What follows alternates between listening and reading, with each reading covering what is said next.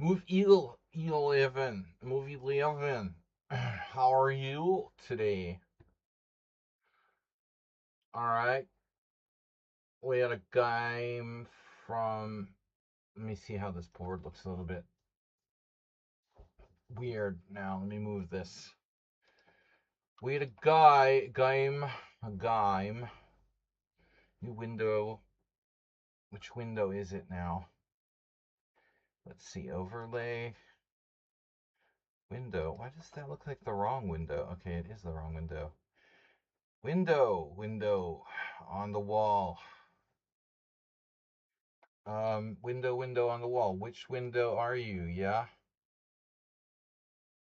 Oh, this doesn't line up. This doesn't line up great. I hate that, but what can I do? Maybe make the board bigger. It's already really big. It's already really big. All right, that's good enough. Anyway, move 11.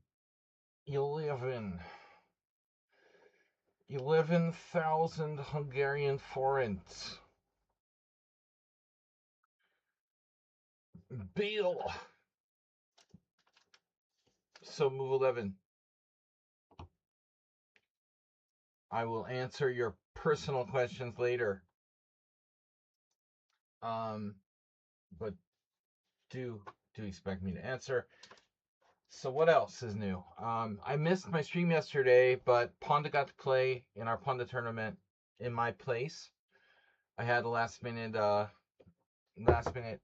airport pickup I had to do, so I could just play on my phone. Ponda.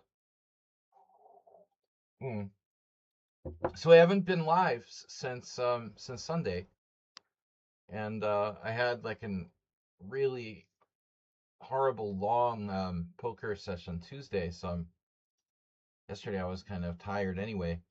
But Ponda did a good job. He got 5 out of 6. He lost one game to Redusa. You shouldn't have traded Queens, Ponda. Ponda is like a heavyweight boxer. He's like 27-1. No, he's like 30. He's like 29-1 now, or something like that, in his games. Unfortunately, he lost to Redusa, trading queens in a position where he shouldn't have traded queens. It's amazing how quickly your position falls apart in chess in just a move or two. But move 11, good to see you. You got a watch streak reached. Move 11 is currently on a 3-stream streak. Wow. After 108 months, you made a 3-week streak. 60 power up. Yes, Will, this is your Discord. What do you think? Chesser 5C crushing. That was 4 days ago. I'm sorry. I'm reading a notification from 4 days ago. I thought it was just now. All right, this is an old notification which I didn't notice on Sunday. There was somehow from my Discord.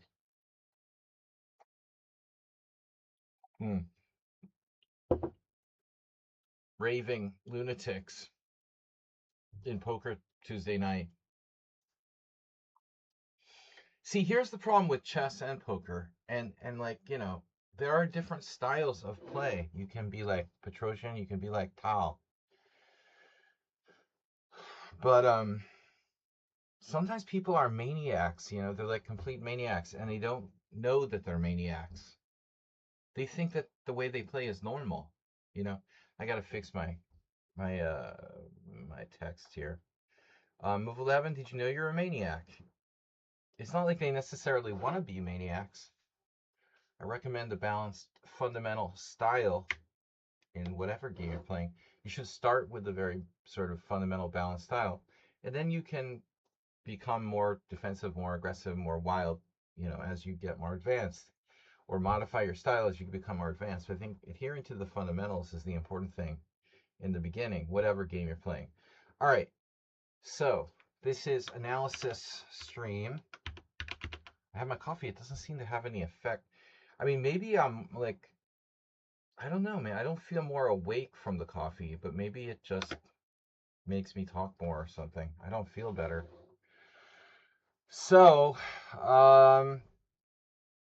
guys, we're saving for the World Senior. Move 11. To answer your one question, I honestly don't think the fact that the World Open is in Philadelphia or Washington D.C. should make a whole lot of difference. I mean, you're basically in this like hotel, insulated from the rest of the city, so it honestly shouldn't really matter. Um, if you want to play, then play. It doesn't matter, like which place it is. Okay, now we've got any additional viewers who want to submit games to our subscribers. You have to be a subscriber. God damn it.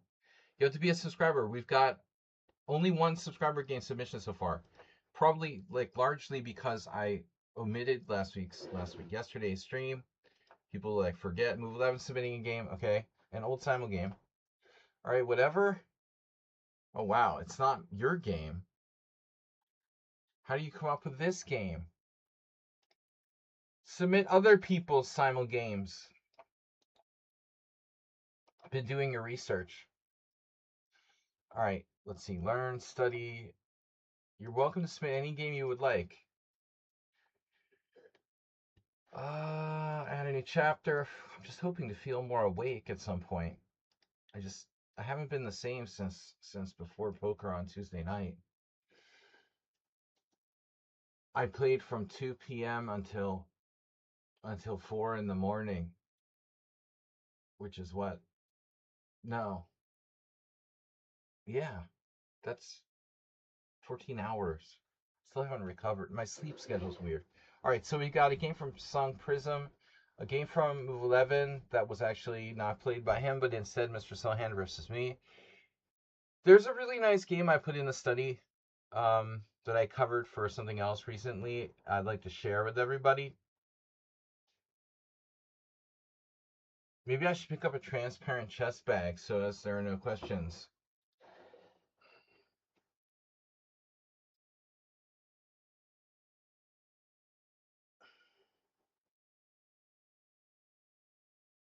They have those? Is that a real thing? Metal detector, anyone?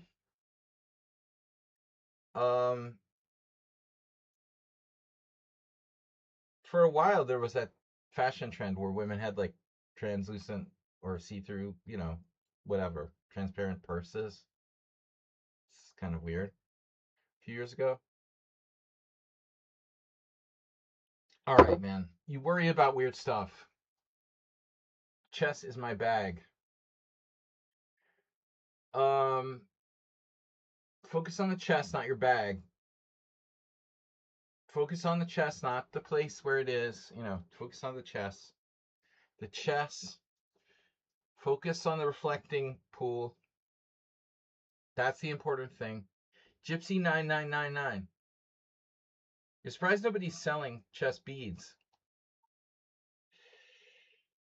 Bro, you just probably spawned a great idea. Yeah, I'm surprised. Yeah. But it depends what kind of beads we're talking about, obviously.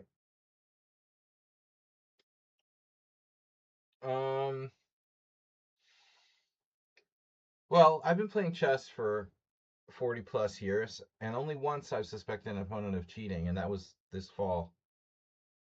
But actually, to be honest, on Tuesday night, I thought the three of the players on my poker table were cheating, and the chances are I was wrong.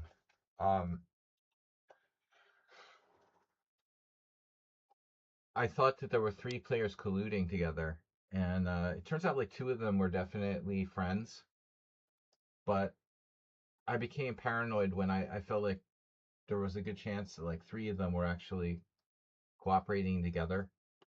But in retrospect, it looks like it was just kind of a coincidence.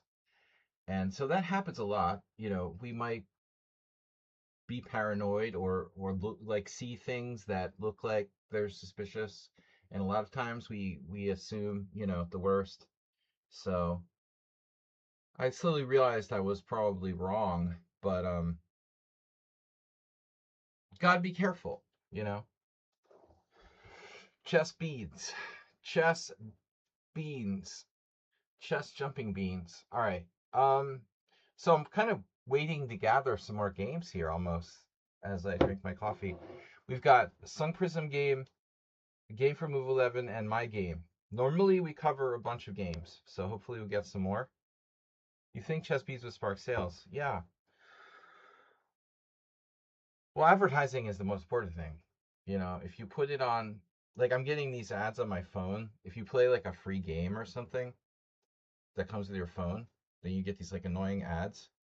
And those are like I'm getting poker ads for some poker program, which I have no interest in, like an AI poker trainer for your phone, things like that. But you know, these phone ads have extreme reach, dude. Everybody's seeing these ads. You know, imagine chess beads ad on your phone. Probably costs a fortune to pay for those ads though. All right. Anyway, I just keep stalling here before we start. Um, I guess we'll start with Sun Prism since he's not here. And let me flip this board, or we can just do it within the study. Let's make orientation black. Okay. Okay. And make orientation black. Okay. Make orientation black. Just be black. All right. Black, black, black. Black, black, black. Black, black, black. But good. All right. So, yeah, by the way, hello, Gypsy999. Thanks for being a viewer. Become a subscriber. And you too can submit a game to our game analysis. You're more of a watcher, I have the feeling. Like those old, I don't remember if you remember this. I mean, you went to Harvard Square. You asked me about, you mentioned Harvard Square. There was this guy. He was, I think he was like a Harvard professor or researcher for years and years. This guy, he was, I don't even know his name. He was there 8 million times, but he never played. He maybe once. He always just watched. When other people played, when the masters played, he was always like a watcher, just standing in the background watching. I don't even know his name after seeing him like 20,000 times. And um, I don't know, he was like a 50-year-old Asian professor or researcher or something at Harvard because he was always there. And it's the weirdest thing, you know, these people they could watch for 30 years without playing chess. Um, but that's fine. It's like watching golf instead of playing golf. It's more boring, but it's still interesting. Anyway, no, for some people watching is more interesting. All right, the coffee's kicking in, but I'm still tired. Anyway, all right, we're gonna start with Sun Prism. So Sun Prism sent in this game, I think, without any. It sounds very familiar. Yeah, dark hair, 50-ish guy. He may have been part, like not totally Asian, but like part Asian. He looked kind of Chinese, but maybe like mixed race. And he never hardly ever spoke. No one knew his name, and he was there for like 30 years. I mean, the whole time, not 30 years, but whatever. I was there for 15 years. It seemed like almost. Well, anyway, the 14 years I was there, he was there. He was always there. Um, Amazing thing, you know. The guy just would appear in the background, almost like a Truman Show or something. You're just like this actor that appears in the background of a scene, you know, and the guy never, almost never interacted or talked to anyone. It was really weird. Um, yeah, no, it's a background guy. It's really strange. He was the watcher, but sometimes he was sitting, sometimes he was standing. Never heard his name. All right, here we go. So, Sun Prism Black. It's knight f3, the most annoying move that you can face in chess for sure. Knight f3, definitely the most annoying move, right? Schieberspieler knows what we're talking about. This is an annoying move, and it's approved by Schieberspieler and me, but playing against it is annoying. It is seriously the most annoying move. It prevents g5. Though maybe that's the one defect of knight f3. I mean, the Grob is like black's worst opening. You're effectively preventing black from making, you know, the worst first move. Although some people might do that anyway. H6, like Hikaru. But no, joking. Sheeper Spiller, welcome. Good to see you. Um, Hungarian Rapid and Blitz tournament. What do you got? I have nothing on the schedule. I had to start playing poker again. Uh, I go to Duna Poker and there's like 4 poker players there that are chess masters or good chess players anyway at the same time. Um, so I am not playing any tournaments, sadly, and I'm collecting money for the World Senior, which is like in October. I had hoped to play something in the summer, but looks like I'm not going to. Um, but I assume you would probably at least play in ICA for the Hungarian Rapid. I think I asked you last time you were here like a month ago. Um, so, all right, knight of 3, knight of 6, and obviously, depends on your repertoire, but most people who play knight of 3 are basically usually waiting to see what black does. But as is the case here, mostly white tends to go into flank openings, so we'll usually see c4. Sometimes you'll see a king's Indian attack with g3, but I mean knight f3, knight f6, d4 is a little more rare. Um, are there any news about our cheapo master? Oh, yes, great. Acerbate is okay. He's okay. Unbelievable. I'm so glad you asked. Um, he, out of the blue, after 4 months of not being here, he sent me an email. And by the way, I had emailed him initially back in March when he disappeared. I emailed him. I sent him messages on everywhere. No answer, no answer, no answer.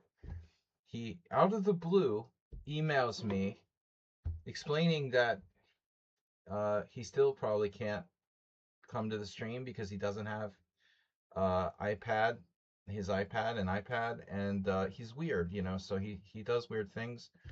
But he explained that due to money mostly, he can't get a new, iPad, and he also has this living arrangement where I think the landlord or roommate, whatever, kind of likes him to not be playing chess because it is beneficial to him. So I think the guy kind of like controls him, and he has some other thing with like a car shop program he's involved in. But the main point is that he couldn't come because he didn't have the money for a new iPad. Also, I think the state maybe reduced his amount of money, the assistance he gets for being having a disability in Nevada. The state of Nevada has, every state has programs for, a certain amount of money they pay to people with any sort of mental or physical disability. And Acerbate is like on that program, but maybe they cut the money or something like that. So he couldn't afford to buy a new iPad, which is like really expensive. Obviously, I just read Apple is actually increasing the cost of iPads and its laptops because of chip prices. They're actually going even more high.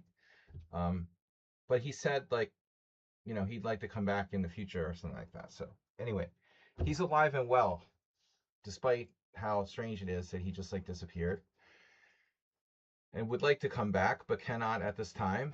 I told him if I win there's a 40 million foreign jackpot at Poker Club, and if I win it, I'll buy him a new iPad if it costs like $1,000. If I win like $40,000, I said 40 million, $40,000, yeah. It's like a 13.5 million jackpot, which is like $40,000. So very, very hard to win it. But if I did, I would get him a new iPad, give him a cut. C4 G6 anyway. That's the Acerbate story. He's still alive. B3 now by back to the game. This is Sun Prism. Sun Prism was playing like Grunfeld, maybe. So G6 is a reasonable move against Grunfeld. Um, guys, I'll show you Fischer Botvinnik during the stream. And interestingly, here's one major advantage of playing knight f3 for white rather than c4. So with knight f3, you can always transpose back to king pawn openings. Like if I play g6, you can play e4. And Fischer, like against Boffinek, played like c4, g6. But c4 isn't as dangerous. e4 isn't as dangerous. White's committed to c4, which makes it more of like a queen pawn leaning game. So g6 is a better move, I think, objectively, less dangerous than against knight f3. Knight f3, retains the possibility of transposing. And now I got to get rid of these white arrows because they're fucking driving me crazy. Settings. All right, keyboard shortcuts. Show variation arrows. Show best move arrows. Nope. Let's see if that makes it go away. Please make it go away. No. Settings. Show variation arrows. Show maneuver. Show move annotations. What? Can it go away? Okay. Thank you for going away. All right. Knight f6, c4, g6, and now b3. So this is a kind of rare move. I mean, if white wanted to play b3, I would think, like in a lot of cases, they would play it on move 1 or move 2. But okay, it's a perfectly reasonable move. He sees the fianchetto. He's gonna counter fianchetto. All right. Bishop g7, bishop b2. Larson, for example, like to play such things. It's safe for white, but the big question is if white wants to double fianchetto. It's like a hedgehog in reverse. Let's just call it a reverse hedgehog. So there's two kinds of hedgehogs. There's like the standard hedgehog where you do e6 or e3, bishop e2. Acerbate also, by the way, playing this. Or, speaking of the devil, g3, the double fianchetto, which is more space to move around in, and your pieces aren't as congested. e6, what did you say? e6 is a cool line against knight f3, b6.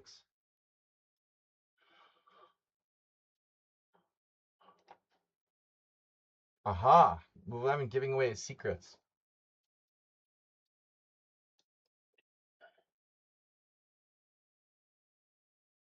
The idea is to play d5.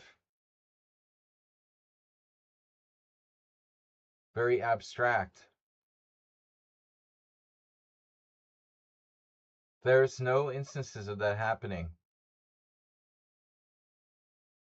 Well, it's always possible. I mean, what's your point? You want to play d5? Yeah. So boom, yeah, there's a bunch of games. But I'm thinking like these games happen with the other move order. So these people played like Shabalov has a game here. Krasnikov Shabalov. The draw from 2 years ago. And we were there, obviously, when Krasnikov lost the title because Shaba and Kaidanov played a suspicious game in the last round. I didn't say it. Yeah. So it came out of the other move order. Black played knight f6, e6, and then after b3, black's going g6, bishop g7. The idea here would be d5, probably. Hans Moke. Muki. So anyway, interesting idea, move 11. Now it's too late to play e6 now. Someone did that, but white could play e4. It's never too late to play e6. This is actually a transposition. Someone actually played g4 here. That's stupid. I saw this game in Boston back in like 95. Similar thing happened. White got crushed. He was an idiot. All right. Anyway, it's a weird suggestion, move 11, but I'll let it slide. Castles. Defending the bishop on g7. Committing the king to castle on king side. And surprised there's no maniacs who played like h4 here. All right. Anyway, they always do that. The maniacs. So any double fianchetto standard, and now black plays d6. You can play d5. That's truly a reversed hedgehog. Grishuk Morozevich.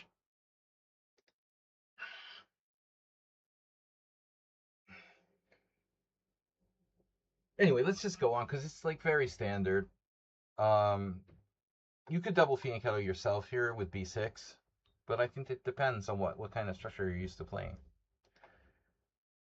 So we got a standard King's Indian set up now, and if black's allowed to play e5, it will no longer be a King's Indian, but it's like well, it's in English, right? So this is a good move by white. I mean, d4 stops e5. Well, at least it discourages e5. It plays against e5. You can play e5 here.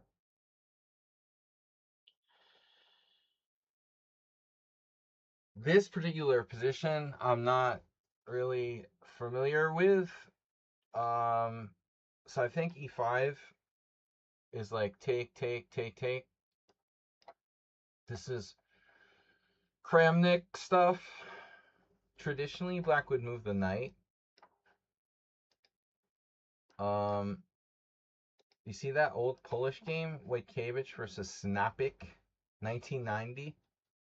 Fresh out of the gulag? I mean, wow. All right.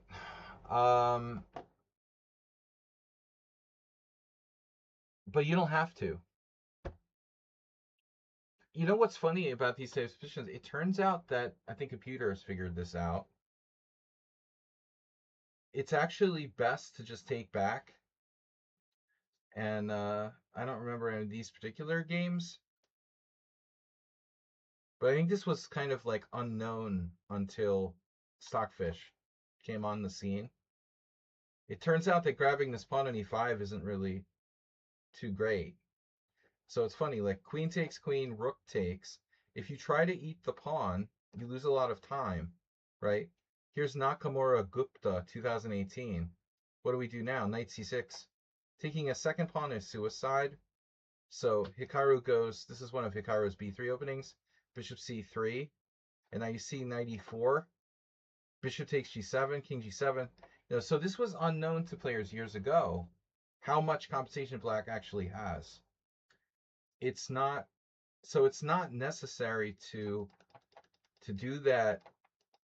In order to play e5, you don't have to go to this knight g4 or to knight d7 or whatever, which kind of loses time.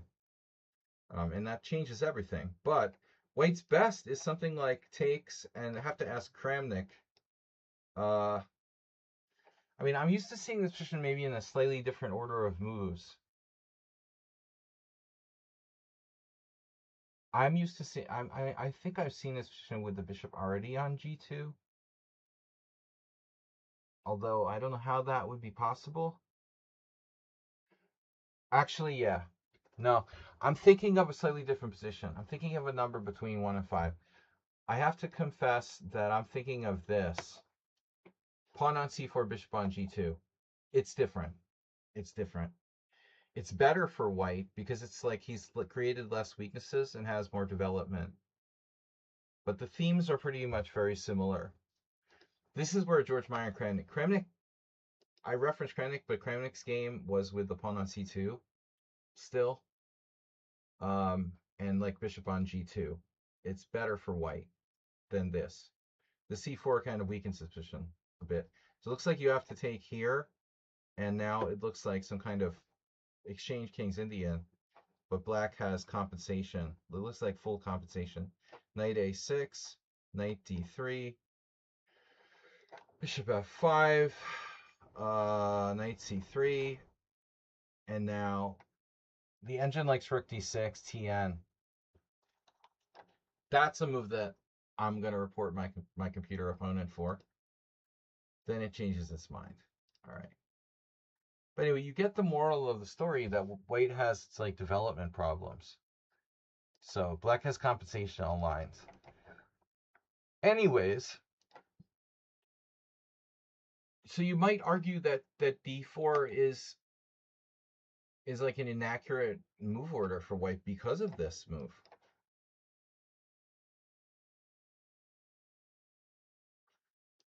essentially. Um, so bishop g2 is probably best, just developing. But now Sun Prism plays bishop g4, which is a weird move. I don't really understand what we're doing. Move 11, you've done this. But it's artificial. It's just like it's a move, but what does it do? It doesn't do anything. Are you going to trade your bishop for the knight on f3? Well, that would be fine if you were doubling his pawns or something, but now you're not getting that. And then there's this. I suppose you can play queen c8,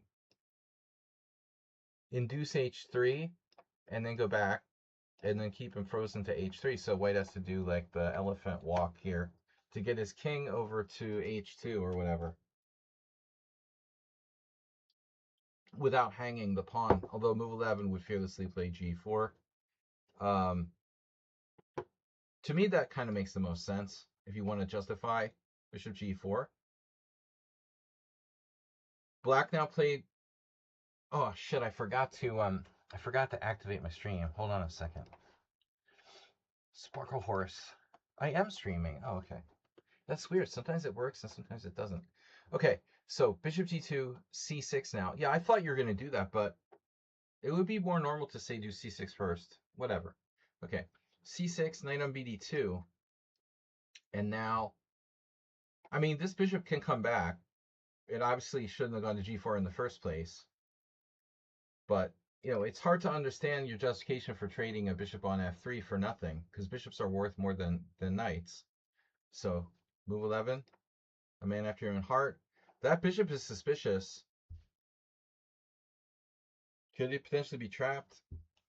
Yeah, I mean, probably not. You never know. But, I mean, white does what I would expect him to do. And now if bishop goes back here is bad because of knight g5. If bishop f5, then maybe g4. So you have to take, right? So now you've given up your bishop for nothing. And I honestly, I don't know which way white should recapture. These are different moves. Bishop takes and knight takes. I know that's deep, right? Deep. They're different moves. No shit. They do different things, though. One keeps the bishop open, and the other one increases the pressure on e5. So I don't know which way white should take back. But black has to play on dark squares now. You've given up your light square bishop, and therefore your game is about the dark squares, because it ain't about the white squares. I mean, you could go here and play like a solid Slav type of structure, but I think in that case you're like just slightly worse and passive. But what I'm thinking is, like, could you possibly play for the dark squares?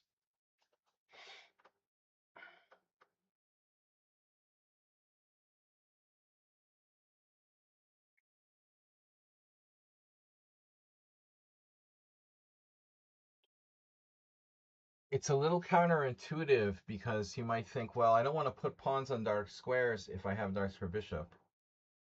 But I think we're fighting for control of the dark squares where we're superior. And it's tactically defended because of this. So you have tricks based on queen a5 check. Now, how exactly is it going to work? Don't ask me. I just work here. Check, queen d2. Queen d2, king takes. It looks like maybe the best black has to go pawn down, huh? It's not so great. Takes, check, takes, and probably a draw, but a torture draw. Let's see with the engine. E5, it's playable. It goes to the line I mentioned. But I don't like the position in general. We're probably playing for a draw with e5. But either way, you're slightly worse, you know? Maybe you could try queen a5 check just for kicks. See if white plays king f1 or plays queen d2. Okay, I guess his move is reasonable. Rook e8 with a plan of e5. Nothing wrong with that. White castles, and then wow, you transposed good old Viktor Ianov, Shosharpad, two players that I've played, Hungarian and Ukrainian IMs, battling it out in 1998. Ianov and Shosharpad. So, anyways, black plays e5, and now, I mean, I think that e3, as Ianov played here, looks normal. The engine doesn't like it, but it's not like white has that many different options. I kind of feel like this is the standard thing to do. But black gets e4 and some space. He doesn't have a light square bishop, though, so it's hard to be like, oh, wow, white's going to get crushed with this e4 advance. I mean, Shosh ended up losing the game. I mean, either they're like equal strength players, so anybody could have won this game. I like e3. I mean, your alternative is what, taking? But that improves your structure. You're upgrading black's pawn from d6 to e5. I will make a comment though, like going back, I can't help but wonder if like bishop takes f3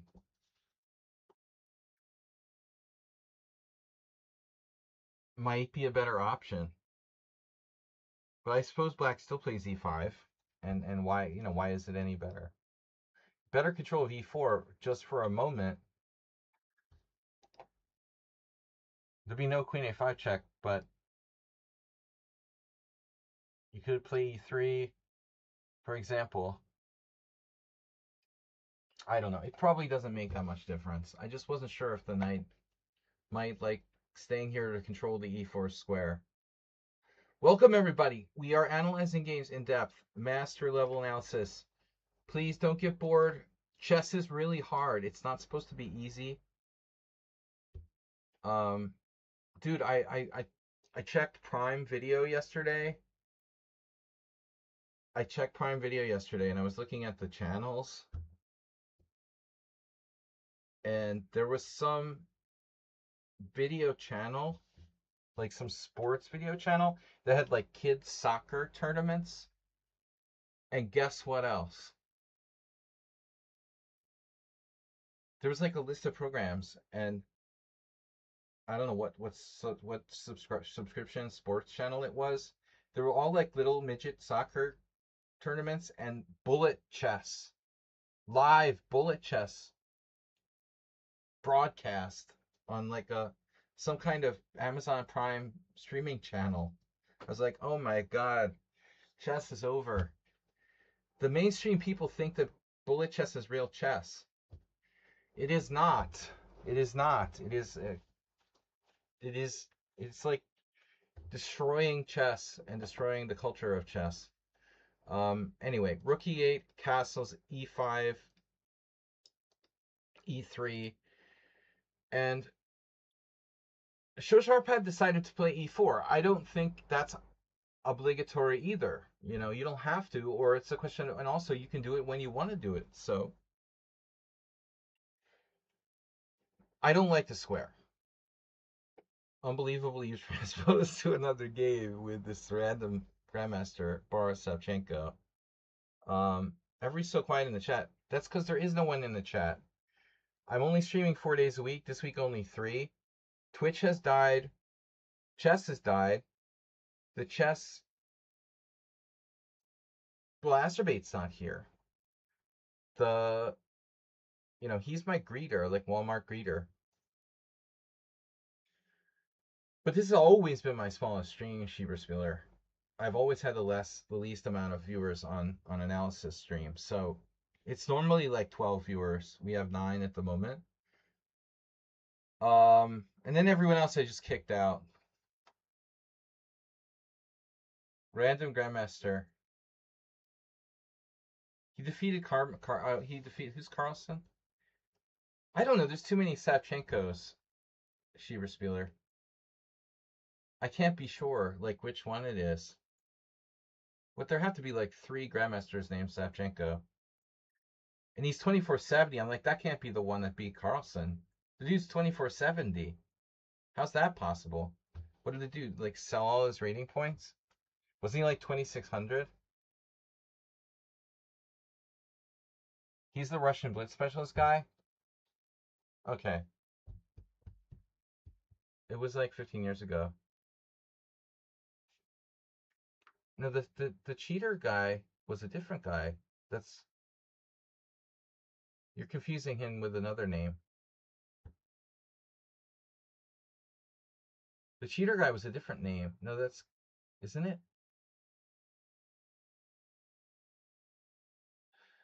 Carlson left his piece, and I forget. Um, Shevchenko, exactly. Shiv Shevchenko. So Queen C7 is it's like the move you play in the old Indian and and the and the Philidor because you literally have a bishop on E7 and there's nowhere else to put your queen. You know, I mean, are you going to put your queen on B8 here? I hope not. But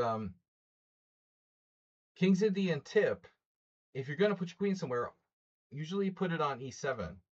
Sometimes you might put it on A5. You have lateral, mobility here, probably not. And then of course there's B6. But B6 usually bad in these type of structures. Once I lost a really bad game against Dmitry Bunzman, the B6 queen just like it does nothing here. Plus you allow these C5 type of levers, which Pondo lost yesterday, a brutal game against Redusa. He was killing Redusa with his crushing C5. And poor Panda ended up like losing the game, his first defeat in like 30 matches or something like that. But E7 is your square. And even Magnus himself has been known to put his queen on he's been known to put his queen on F8, although this is not a traditional structure because for a King's Indian, because white has not played E4. So white has not fully weakened the dark squares. And if we're looking for stuff like queen F8, I think we're looking for stuff like bishop H6, where white has played E4. Maybe there's like a bishop on E3. We can trade off our bad bishop with like bishop H6 or something like that. So I'm just talking a lot and not saying anything. Anyway, this is always the better square. Kirill Shevchenko. Yeah. Nepomniachtchi made a post about taking chess cheaters more seriously, cheatering more seriously, like more serious punishments and stuff. I don't know where I saw that on the phone the other day. All right. So this is awkward. So I would maybe play A5 if you want to play a random move other than E4. A5 grabbing space with a rook, developing its original square, giving you A4 levers, A4, A3. I think that's pretty standard here. Dark square, dark square, dark square. Queen E7 or the E4, which is fine. The thing about it is if you play E4, Show here went D5 right away. I understand this, but I also don't think it's necessarily obligatory. There are situations where doing this is just terrible. Like it loses. White will just infiltrate down the C file. Your pawn on D5 is like a target. It's kind of like a backward pawn almost. But oddly, this doesn't seem like such a bad situation. On the other hand, this is only attacked twice, so you also don't have to play D5. He could have played a different move. But at the same time, okay, it's not so bad. Now Ianov played B4. And now black played B5, which looks very weird and committal. But it's an old game from 1998. I mean, I don't know what to judge these guys by this game. I don't know. We can't really draw any conclusions. I mean, I think that black attacking on the king's side is the order here, you know. We should be playing h5, knight f8, knight e6, like a standard King's Indian type of attack. We don't have our light square bishop, but it's not so bad. On the other hand, black doesn't have to play d5. You could defend the pawn on e4 with the queen, not commit to d5 necessarily. I don't know, you know, but whatever. It's also fine to not play e4. So, queen c7, I hate queen c7. Unbelievably, this position was reached. Pawn takes pawn, unnecessary, but probably not terrible. The most important thing to note here, by the way, guys, could you call the setup for black a black lion? Yeah, I mean, that's what black seems to be doing. He's playing it like an old Indian. Yeah. Yeah, I think you could. Hi, Redusa. You're a subscriber. You can send a game. But not the game that you beat Panda. Panda's a little upset right now. No, I'm just kidding. Whatever. All right. Panda was smashing things like in my apartment last night. I came home from the airport and all the stuff was like, the monitor was cracked. There was stuff on the floor.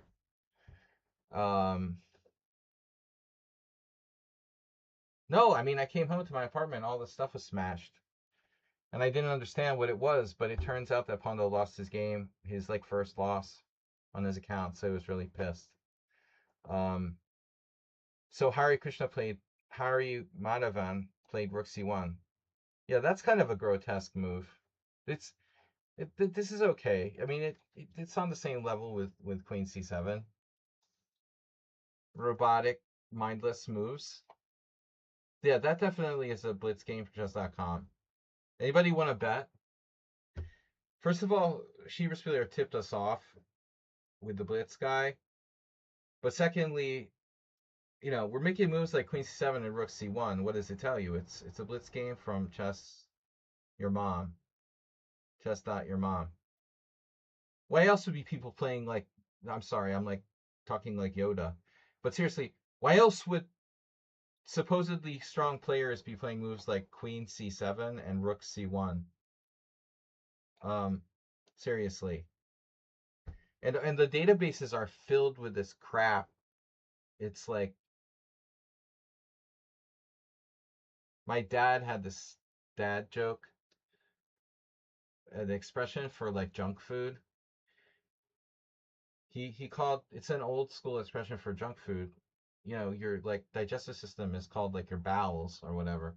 So he called it bowel packing material. It was classical.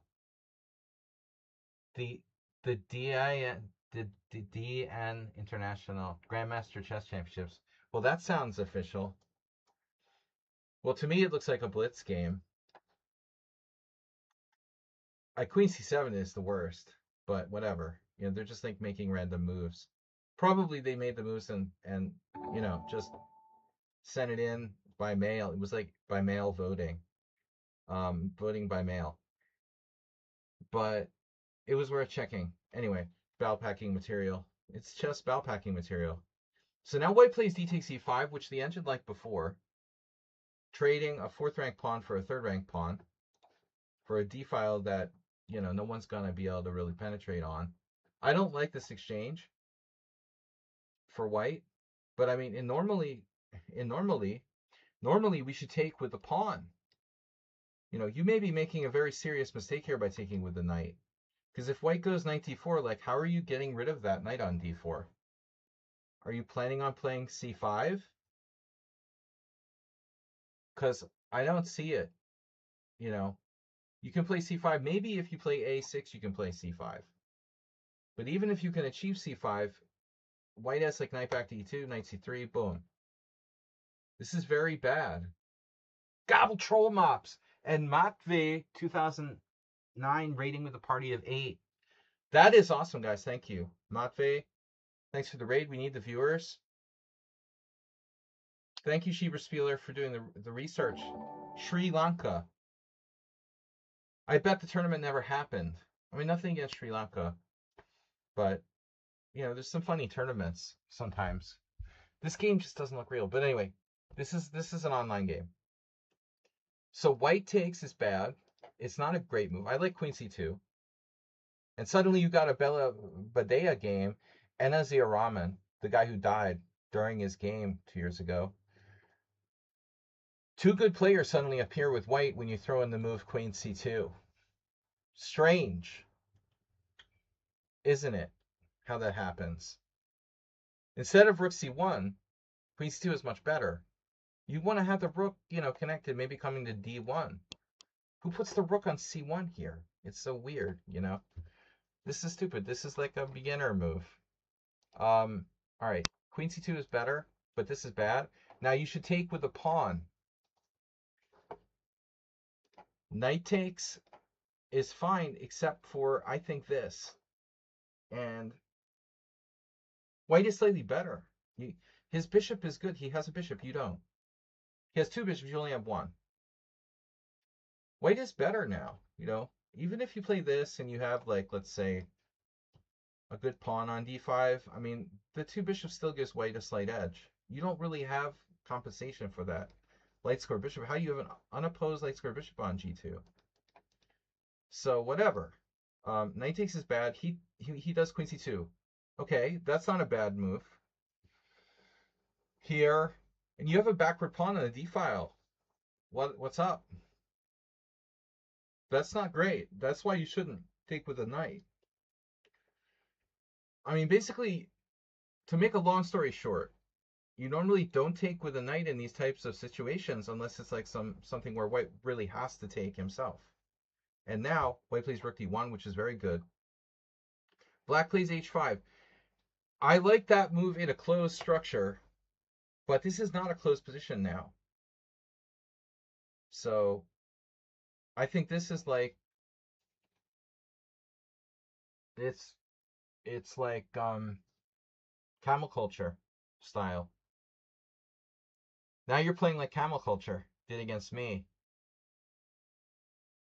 That's a move that works if the center is closed and you can attack on the king side. The center is not closed. There's a half open file. You have a backward pawn. You can't expect to attack this guy on the flank. If there's action in the center here, h5 is a bad move. Now, white is 2,000 something. He's playing fairly well. And now he goes fishing with knight g5, which, okay, it doesn't seem bad. A little bit weirdly timed. I think I would probably prefer my knight here, but maybe I don't know. Maybe I would play this. He's kind of inducing this. You don't have any sacrifices. So now you corrected your queen, like you were watching the stream or something. Yeah, no, I don't think that white has a plan. He played f4.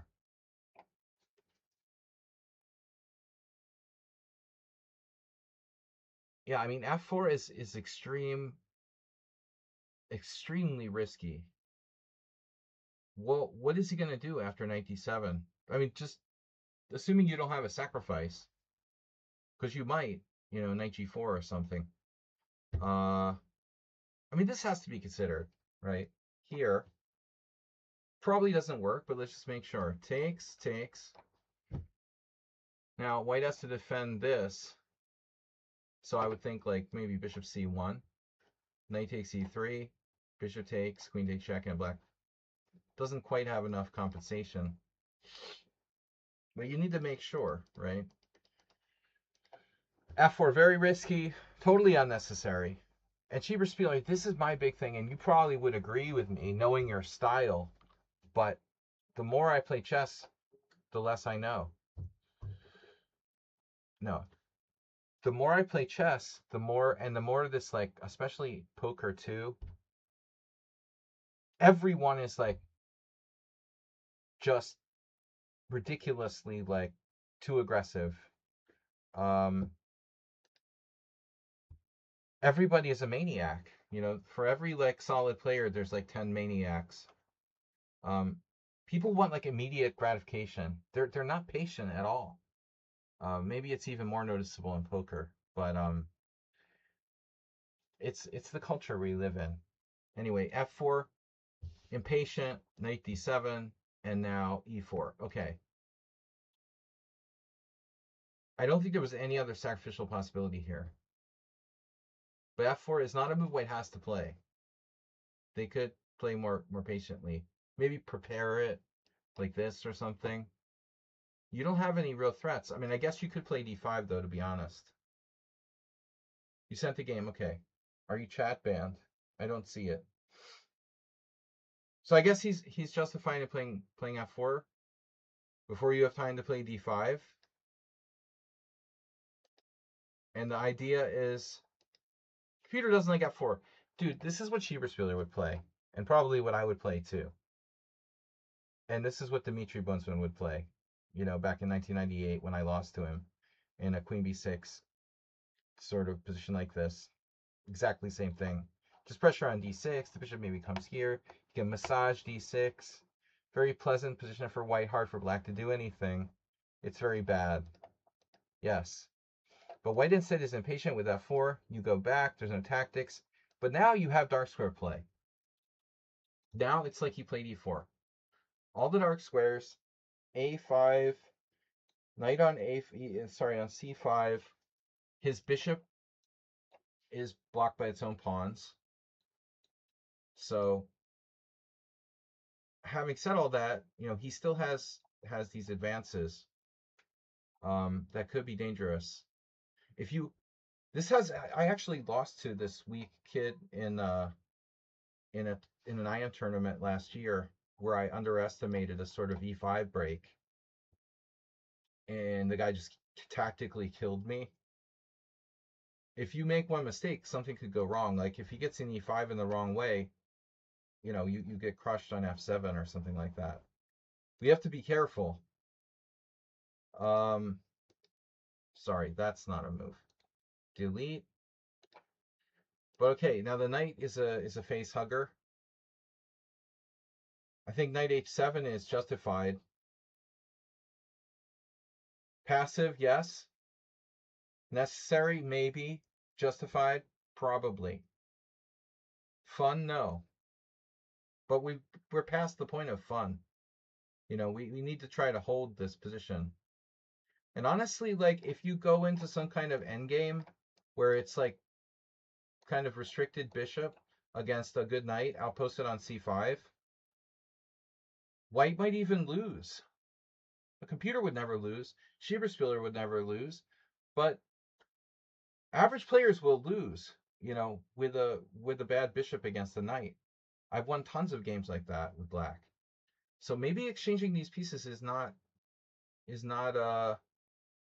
like playing for a draw necessarily.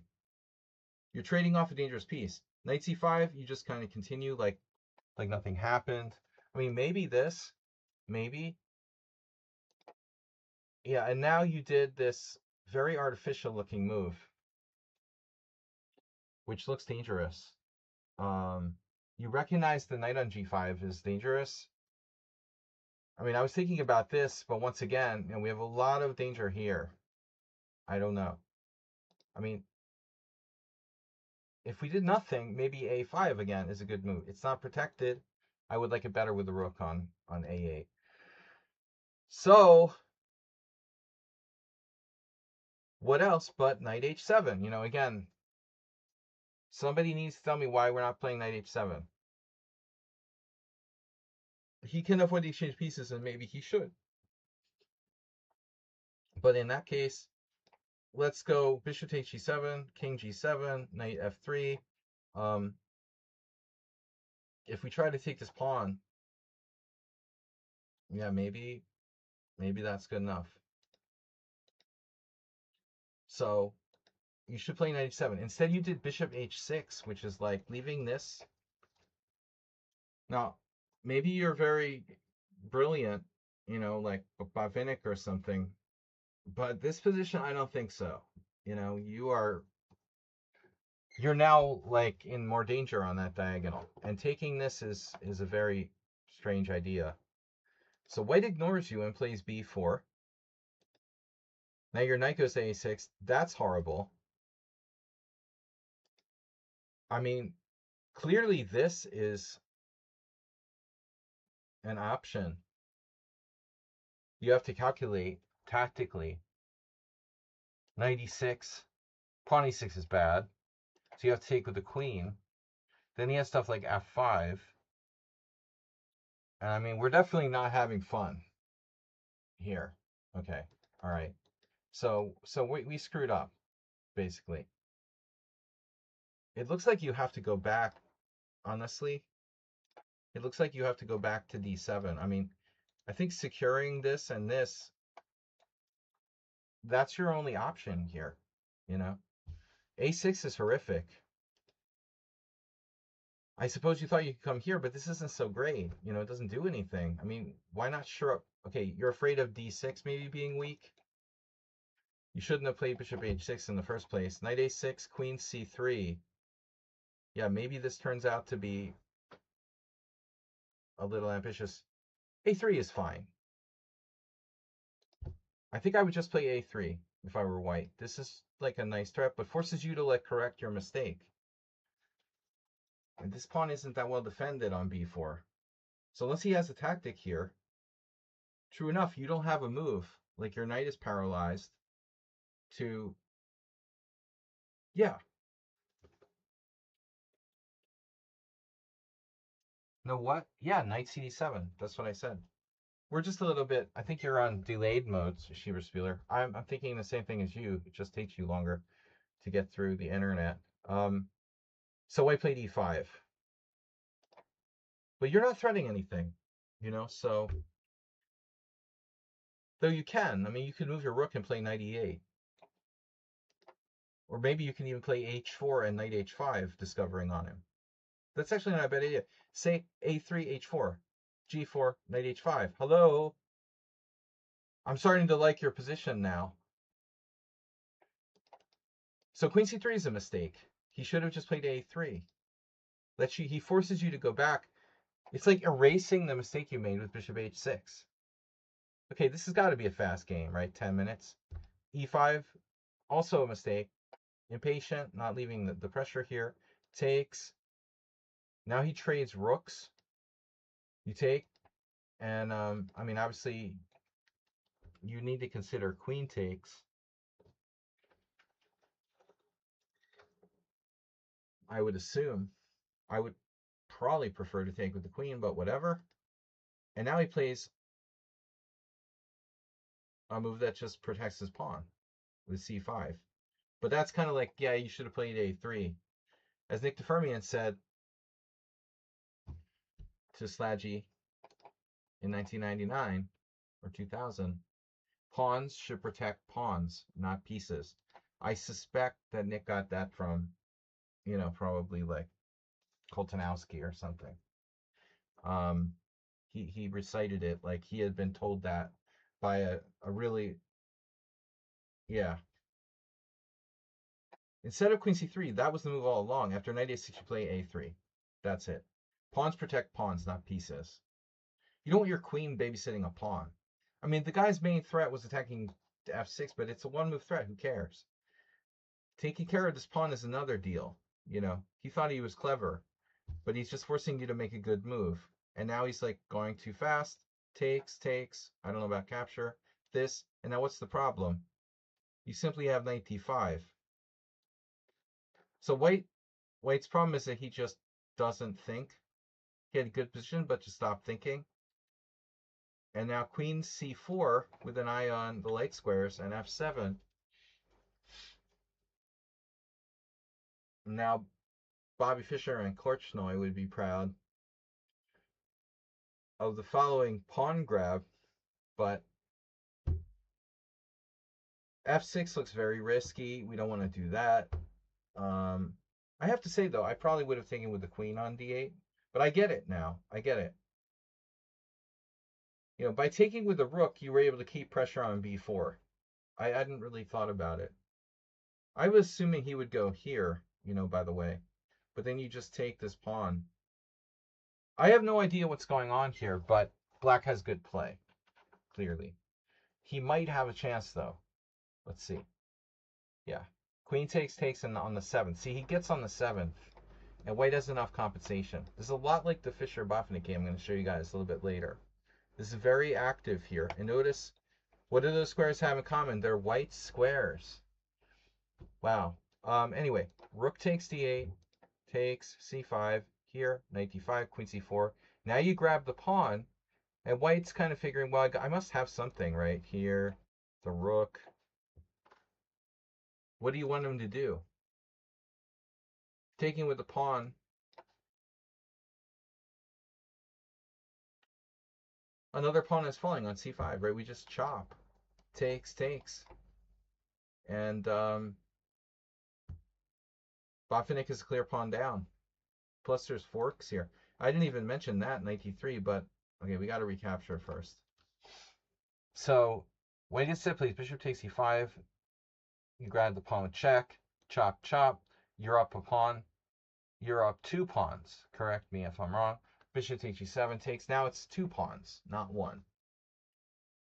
And now b7 is, very importantly, this is defended. Yeah, this is very similar to game 3. All right, rook e7, a bit too late. And ironically, also very similar to Botvinnik-Fischer, the convenient rook d7. Rook d7, knight d7. And unlike Botvinnik-Fischer, you're up 2 pawns, not 1. And now knight e4 and 3 pawns. Make that 3 pawns. Wait, when did you win a piece? What am I missing here? You're not up a piece. Okay, I'm hallucinating. Sorry. Hallucination. All right, so yeah, you're up to 3 pawns. No pieces, just pawns. All right. White totally melted down. Very strange. So I got a game from Redusa.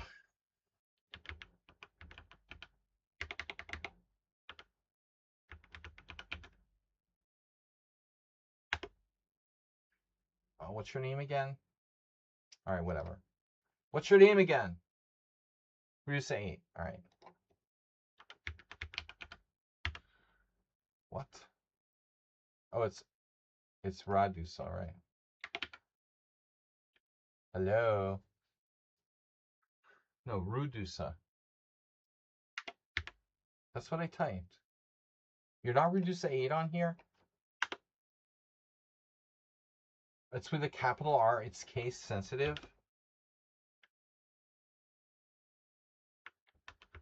That's so weird. It's case sensitive. What? Sorry, your account has been closed. Reduce. All right.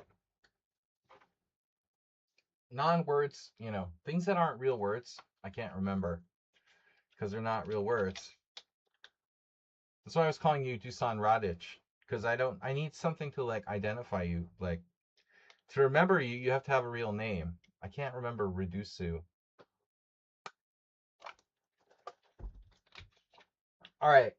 Bye guys, Schieberspieler. Thanks for being with us today. Someone gift a sub to Schieberspieler while he's leaving. Can we get a gift sub? Anyway, so I've got messages here. Game. Zushka. Okay. Analysis board. Whatever. Nope. Nope. I didn't want to do that. I want to get PGN. Boy, it's humid in here. Let's see. Copy. Hot. Where's Chemiculture? I think it's getting hotter instead of cooler here. What the heck, man? How can it get hotter at 8 p.m.?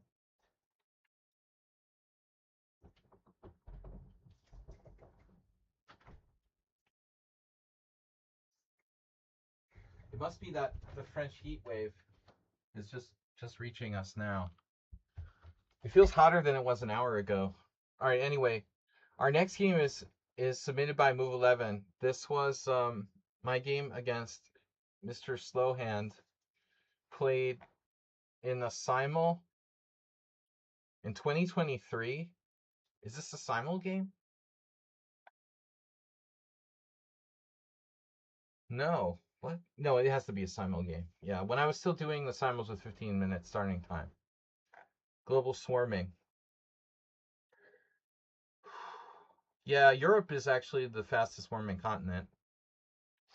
I read that today, and mostly because of carbon emissions. So people that are like climate science denialists are lying. This is totally man-made. Okay, Mr. Slowhand versus Sparkle Horse, submitted by Move 11. Guys, thanks to the raid earlier from Matvi. Um, Move 11 always like, he's always like leaving. He comes and leaves, drops the game and leaves. He'll watch it later. E4, C5, knight f3. I was black. D4, takes, knight f6, knight c3, knight c6, bishop c4. So, for those of you that don't know, Mr. Slowhand has not been visiting our stream this year since the end of last year, and he did drop by once. He's a good player from Germany. He's been a patron of the stream. He supported the stream a lot with donations, subscribing, also contributing to the analysis streams. But he had some problems, and he's been unable to attend the last 6 months, and assured me that he wishes he could come, but he can't. Hopefully he'll be back in the future. But in any case, this is a game from a few years ago.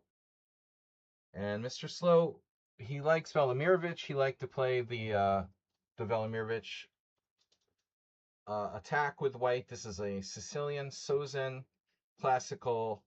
And then when white plays queen e2, after bishop e3, a6, I delay castling. You can play bishop b3 as Alonso Zapata played against me at the World Open. With bishop b3, you keep your powder dry and keep your options open. White can still castle kingside playing a Fischer Sozin. And as I mentioned in the stream, like a few months ago in a game, it's interesting that Fischer never really liked the Velimirovich. He didn't really go for it much, but he might have had one or two examples where he did play a Velimirovich. Of course, it wasn't fully developed. Velimirovich, I don't know. He was probably Fischer's generation or a little bit younger, but it wasn't the same thing back in 1972 or whatever. In the late 60s, when Fischer was at his peak, the Velimirovich wasn't as well known. So this is it, queen e2. And now white intends to castle queenside, but not necessarily right away. He could play other moves like g4. And normally I like to play the game variation queen c7, knight a5, and I try to organize queenside counterplay rather than castling. You can see this is the main move. Although bishop e7 is also a main line. And white will face black king castling immediately. I guess if bishop e7, I mean, I would have to wonder about g4. There must be a problem tactically with that because of this. So we will have to prepare here. I remember a famous game where Tal took back with the rook here, and the rook came over here later. Anyways, I'm off the subject. So queen e2, queen c7, castles queenside, knight a5. And now I had a game with somebody where they played bishop e3. Not so distant past, I think Arsenal fan did this against me. Yeah. But it's not as good. I mean, this is known. This is known to be like the best move.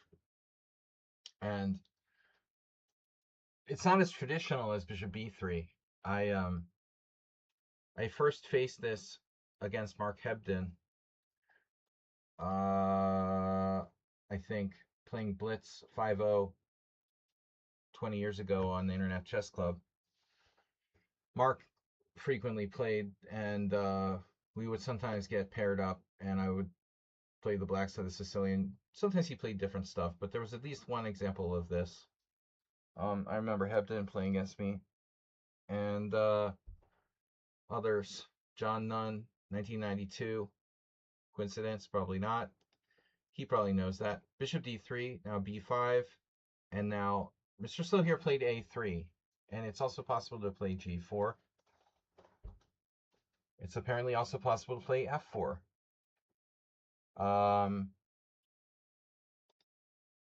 But white plays a3. The engine says a3 is the best move, slowing white down, but weakening the pawn position around the white king.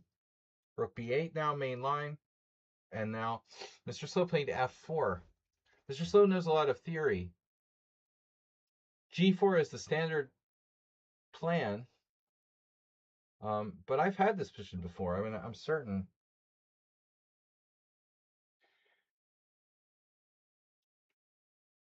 f4, not as usual. I mean, with f4, white will focus on playing for e5, and that's the thing about knight is absent from the center where it was formerly controlling. The artist formerly known as knight on c6, it was formerly controlling these squares. So with f4, it's an interesting and kind of like less typical move whereby white threatens e5. I see there's a game here by Alexei Fedorov, which is interesting because he's a Belarusian grandmaster, plays the Sozin a lot. Makes you wonder about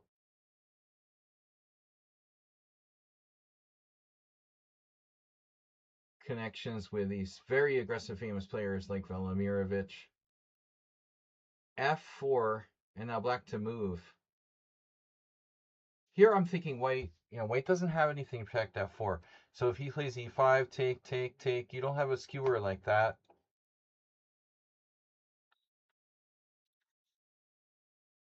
From the distance, global warming looks like good morning if you need glasses. So I didn't know what to do here. I've never faced this f4. And I mean, I wasn't sure if white has like a threat. Is this a threat? I would normally play like for b4, but with b4 we've got to watch a6. I mean, white will take, and after rook takes, there's this, which may be dangerous. I don't know.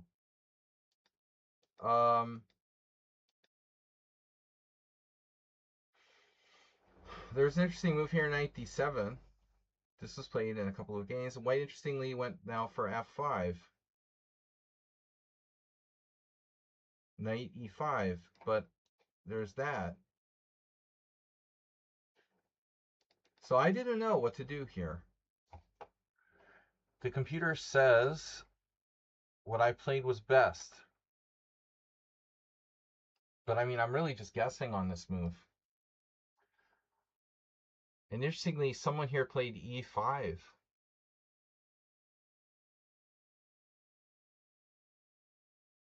Which seems really weird.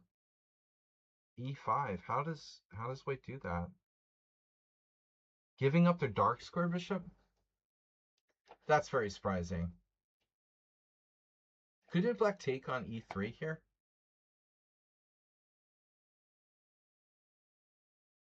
He played d takes e5, f takes e5, and now black went nuts with knight takes b2.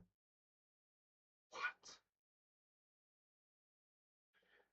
And how is this Sergei Azarov guy rated 2667?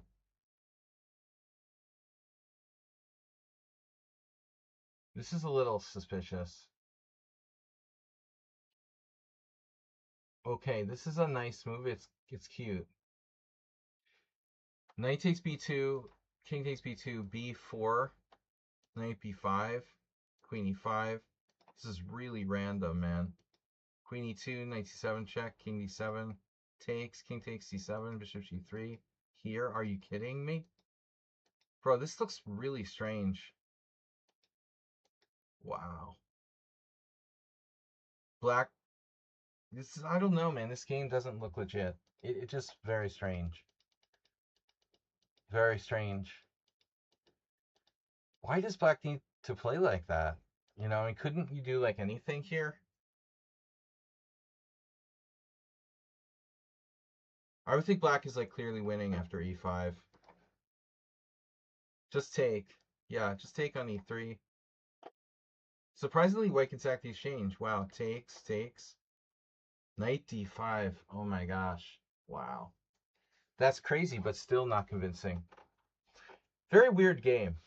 I don't know about this Azarov guy being rated almost 2,700 back in 2012. Almost never heard of him. I mean, I think I have heard of him, but he's like nowhere near that high rated now. This is interesting.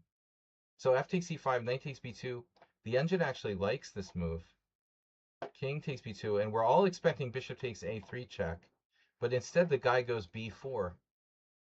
This is very weird. Anyways, so Mr. Slow doesn't do that. He takes. And so this is Fedorov Kostyuk, 22. She was only like 18 or 19 at that time. If that. Because I remember playing Isle of Man in 1999, and Alexander Kostyuk was like 15. I had never heard of her before, but she was like getting close to 20, around 2,400. So this is a game from 2002 where black drew against Fedorov. So Mr. Slow is clearly better here. What about taking with the queen, though? It's that bad because of knight c6. Still, you think it would be playable. Queen takes, pawn takes, knight c6. There's just no good square for the rook. We're going to lose the c4 pawn. We're just going to drop this pawn. Because if rook c7, bishop b6. So knight c4, bishop c4, bc4. This is like best play. And now Mr. Slow played a bad novelty. So Fedorov's move is best. White is better. D takes e5. F takes e5. Knight d5. Knight d5. E d5. Best play by both sides. And white has e6, but didn't find it. Compensation. He took it easy on her. She was just 2,400. Give her a draw. Rising star against veteran. All right, but no, not really. I'm sure that Fedorov tried, but Kostyuk was already pretty good by that point. She wasn't world women's champion, but I think that was later. The King Charles Cav. Welcome back. So this is a game I played in a Simul a couple years ago. Well, 4 years ago to be exact. 3 years ago in 23. We both played perfectly to a degree. And there's 3 games here. Oddly, they're all at the same time. 2002, 2002, and 2006. E5, D takes E5, but this didn't happen. So Mr. Slow varied with the new move Rook H E1. And now I played Queen B7.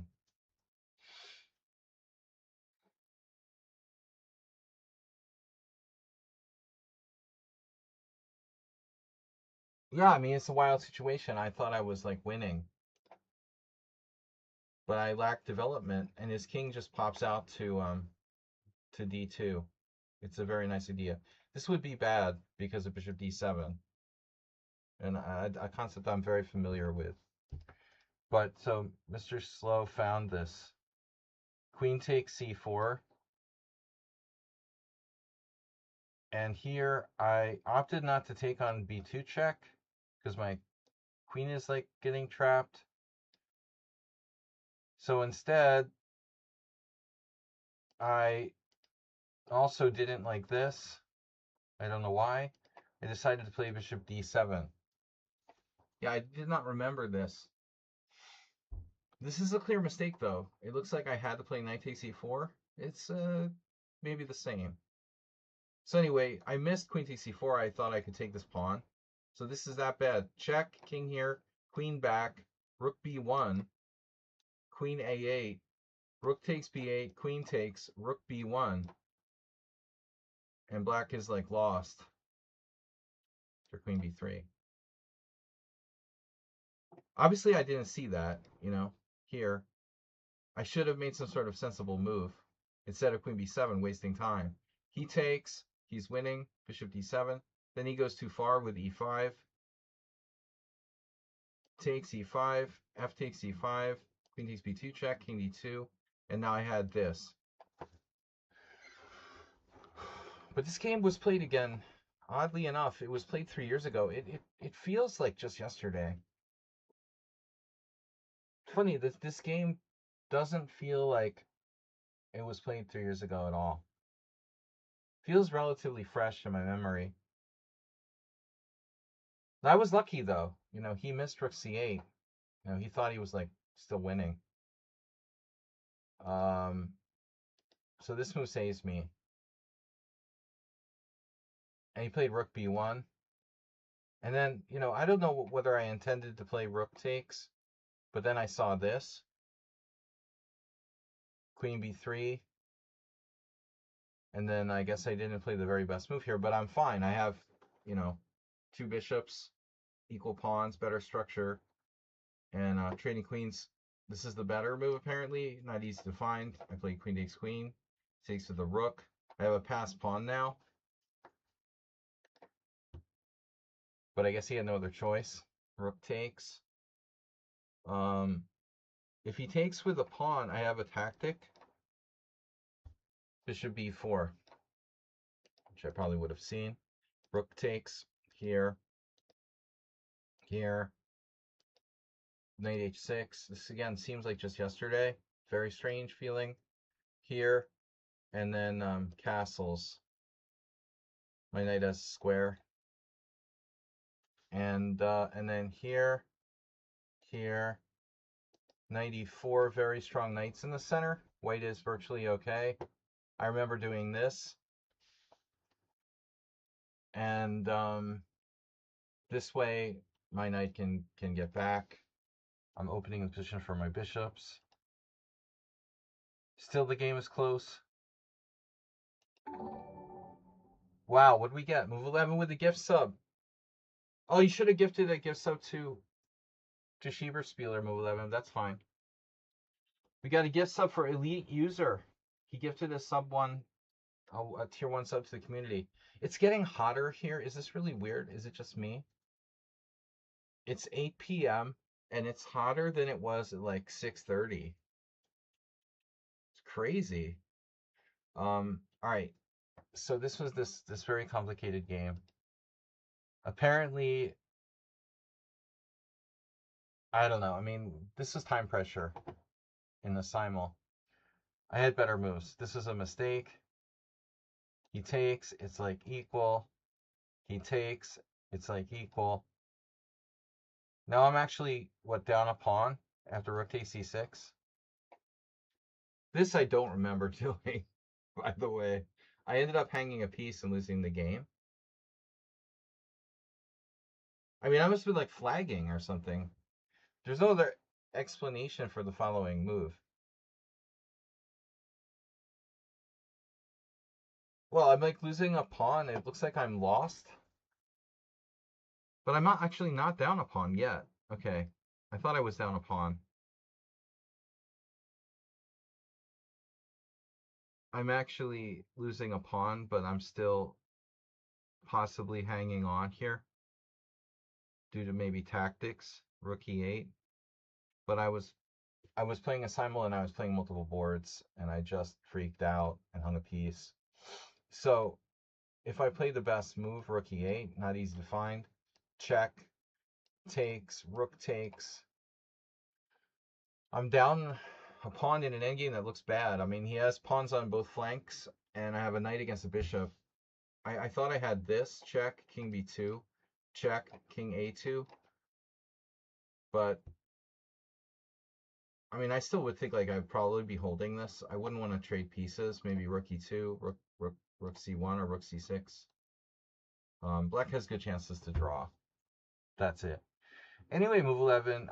The theoretical significance of this game really kind of comes down to a3, rook b8, where Mr. Slow plays Fedorov's f4, sort of non-traditional move. This is interesting also as this move played by Kaidanov in 1986. Oh, I think we discovered this. You guys want to check the database? This game I totally forgot about. That's crazy. Wow.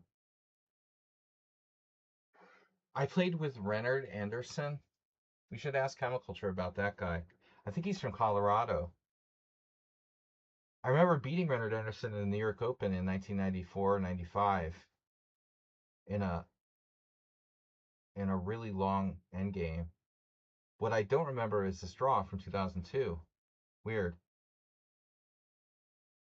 December 2002. I have no idea. Maybe I played him in the North American Open. I guess I played him in North American Open. I don't remember that at all. So we have a game here. Look, Renard Anderson versus me. Renard is a national master, or was. I don't know if he's still alive. Here, this is a weird game. I totally spaced on this. Wow, he was like killing me. +2. Rook takes. What was I doing? Wow. Bishop h4. I was really pushing the envelope here. Check this out. I'm on drugs or something. This is insane. f5, e5, knight d5. Wow. Bro, what was I doing during this game? Dude, he was crushing me. Holy shit. He was crushing me. Totally winning. This is like my game from the World Senior where I drew with Doherty. Oh my god. You know, at this point, I'm getting kind of suspicious. You know that? I don't think I would play this badly. The ratings are right, and the date's possible, but I don't remember this game, and it's like not a DGT board. It's telling me, I have this very sneaky suspicion that this is Renard versus someone else, um, and that it wasn't me, and they got the game confused or something. I don't think I'm capable of playing this badly, honestly. I I really maybe I'll see the end and remember something. I don't think this is me. Rook b5, check, king d8, knight takes b5, a takes b5, queen c3, bishop b7, bishop takes f6, check, king e8. It's crazy. I no recollection of this. I feel like this was somebody else's game.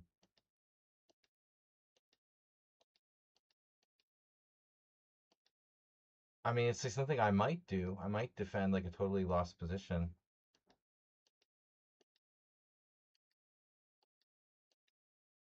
Certainly a KG effort by Black. Whether it was me or someone else is unclear. I mean, it's weird. I have zero recollection of that being my game. and it certainly wouldn't be the first time that North American Open 2002 doesn't mean it's my game. I do not remember drawing with Rennert Anderson in the North American Open in 2002. These people that submit the games and shit, they make mistakes. I'm under the impression this is someone else's game, probably. Check here, check here, check, draw. It's possible I totally forgot, but I don't know, man. I don't remember that. It looks like beyond my capability of bad play, honestly. The opening fits, the time fits, and the ratings and the names fit, but the level of play looks like far worse than I'm capable of. Unless I was like on drugs or drunk or something, like, I don't know how that could happen. But what were we saying? Oh, we were looking at this move, Rook HE1 instead of F4. Kind of a sneaky move. And the other players elect to develop their pieces sensibly.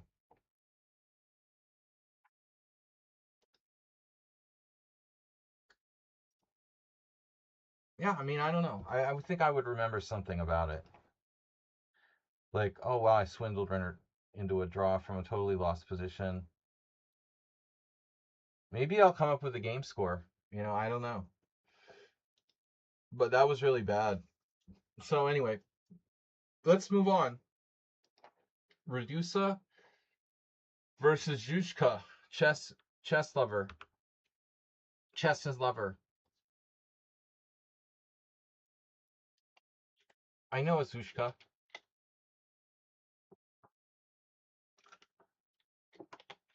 But she plays under a different account. All right. So Blitz game, Benko Gambit.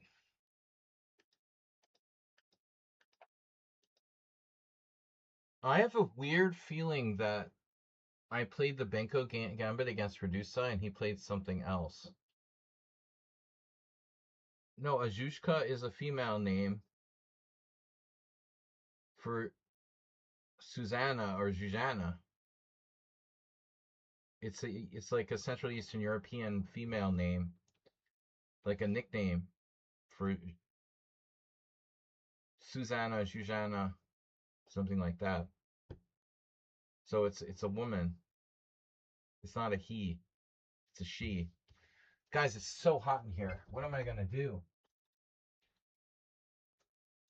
Susan Polgar. Ugh. Don't make me think about that. Technically, that would be a Zhushka. Or Zhuzha. But anyway, we don't want to think about that. Think about AI generated platinum blondes.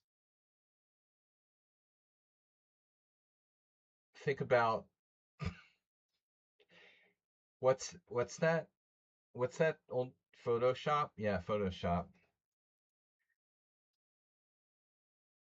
Pro Photoshop. Sir Rolandson. Dude, I have an air conditioning, but it'll kill me, man. It'll kill me. It's like the cure is worse than disease. The air conditioner's great, but when it's like going right on you, it's like devastating. I mean, I'm gonna have to turn it on at some point, but I'm just kind of like delaying the inevitable. It's like you can have it one way or the other. You can die of heat, or you can like have direct air conditioning on you. In this case, the cure is like worse than disease. So anyway, maybe I can fix the fan in a different position. So, Radusa, I thought you played a different line against the Benko. I mean, am I imagining that? It's weird. I don't remember you playing C takes B5, A6, knight C3. Is that my imagination, or is my memory gone again? Because I don't remember having completely lost position against Renard Anderson. Though it's possible. I have forgotten other games. That was like a horrifying experience. I mean, I remember almost getting killed by Michael Doherty at the World Senior last year and hanging on by my teeth. That's the kind of game you remember, especially a long game like that where you almost lost but you didn't and you drew. I would think I would remember that game. I remember that tournament too. But it's a little tricky because I played the National Open. I played the National Open like two times close together. So I played it in National Open in 2002, and then after I moved to Hungary, I think I went back and I played it in 2004 or 2005. I don't remember. There were 2004, I'm pretty sure. There were two National Opens around the same time. But anyway, do I misremember Redusa playing a different line? You always play this line. Yeah, okay, so you beat me one game. I remember. I don't normally play the Benko, but I also played this line for many years with White, and I recommend not playing it because it's not good enough for White. I had to quit playing it for White because it has serious problems. But you're right. No, maybe it's playable the way you play it, right? You did the Koltanowski move. Okay. So the traditional way of playing it is in trouble with e4. This has a problem after b4, knight b5, and d6. It's not good enough. And traditionally that was the key try. So this is computer. I really would love to know like where you would come up with this. Like the only person who played it apparently is like Ponomarev back in 2008 and 2009. Um, this is like a variation that's pretty much never played. But you tricked me, I always thought it was nothing. It is still nothing, but it's like a different nothing. I thought it was a nice try. But I think there's a novelty here, like 94 or something.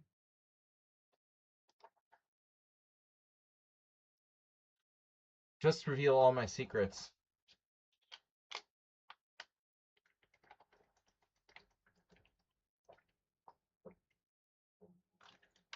This probably transposes. It is funny though. I mean, it's been played on Lichess, right? There's a ton of games. Well, everybody's using their computer on Lichess, right? But seriously, that's how popular this line is for White in master level chess. There's 0 games where that one's been played. All right, let's see. So I have a game. Oddly, okay, this is even weirder now.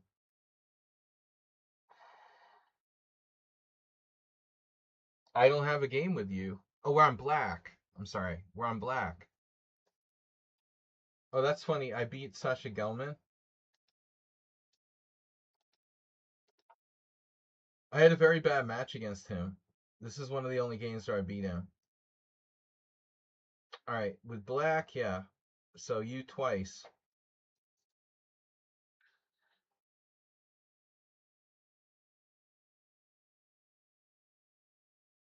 Dweep. Whatever happened to Dweep? That's interesting. Anyway, maybe you are Dweep. Dweep's new version. Knight e4 is best. We play queen a5 check, same as the player in the game. You have to play knight c3. And now black has a number of moves. It's not clear which one is best. Against you, I blindly followed what the computer said with knight e4. Also, an earlier game, against the earlier you or someone, a couple people, and then queen c2 was played in all games. Knight takes c3, and then I lost that really bad game after bishop d2, queen a4, queen takes c3. Here, go to Masters, and there's this game. This is the weirdest thing, this Romanian guy. How is a Romanian guy named Henry Edward Tudor? I just want to know. Anyway, he's like a junior prodigy in Romania. But I mean, how a Romanian gets the name Henry Edward Tudor, it's like a joke or something. That was like the British royal family, right? Very strange. He's some star Romanian junior player. But anyway, knight a6 is best.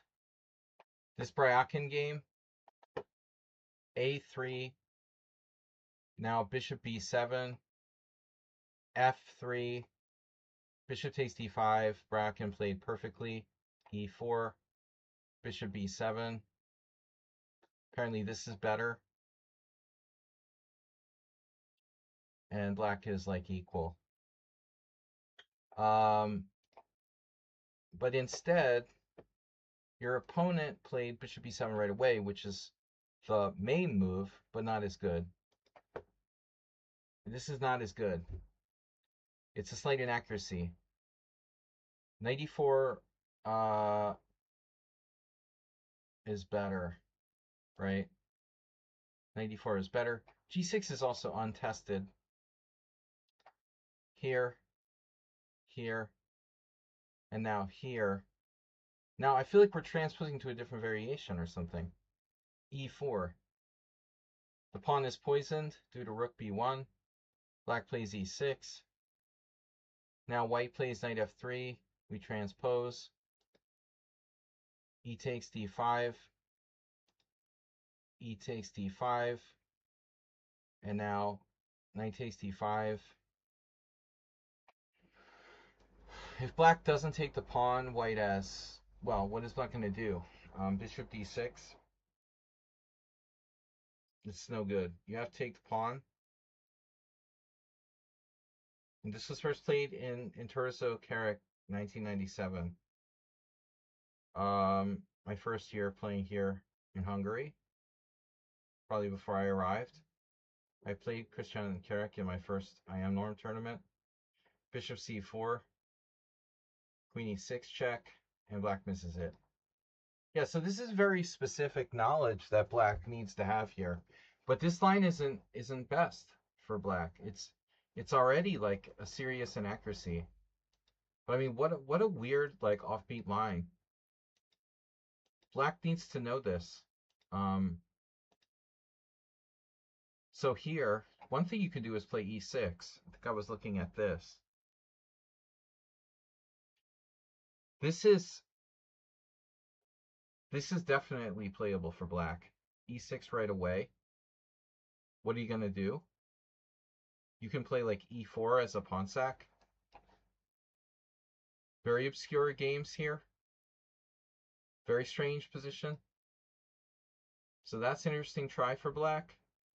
And the move we looked at, knight e4, which transposes after e3, queen a5 check to our game. Knight d2, queen d2, or something very similar, right? Queen d2, g6. I looked at this too. With a very strong bishop coming to g7. Anyway, so there's a bunch of different tries, but this opponent goes down the worst line. Queen a5, knight c3, bishop b7, bishop d2. Dmitry has a game from 206. Queen b6, e4, e6, and now knight f3. So knight h3 is possible. Interesting idea to go here in some lines. It also leaves the queen open. I don't know how much difference that makes. That's the computer's suggestion. And this is normal.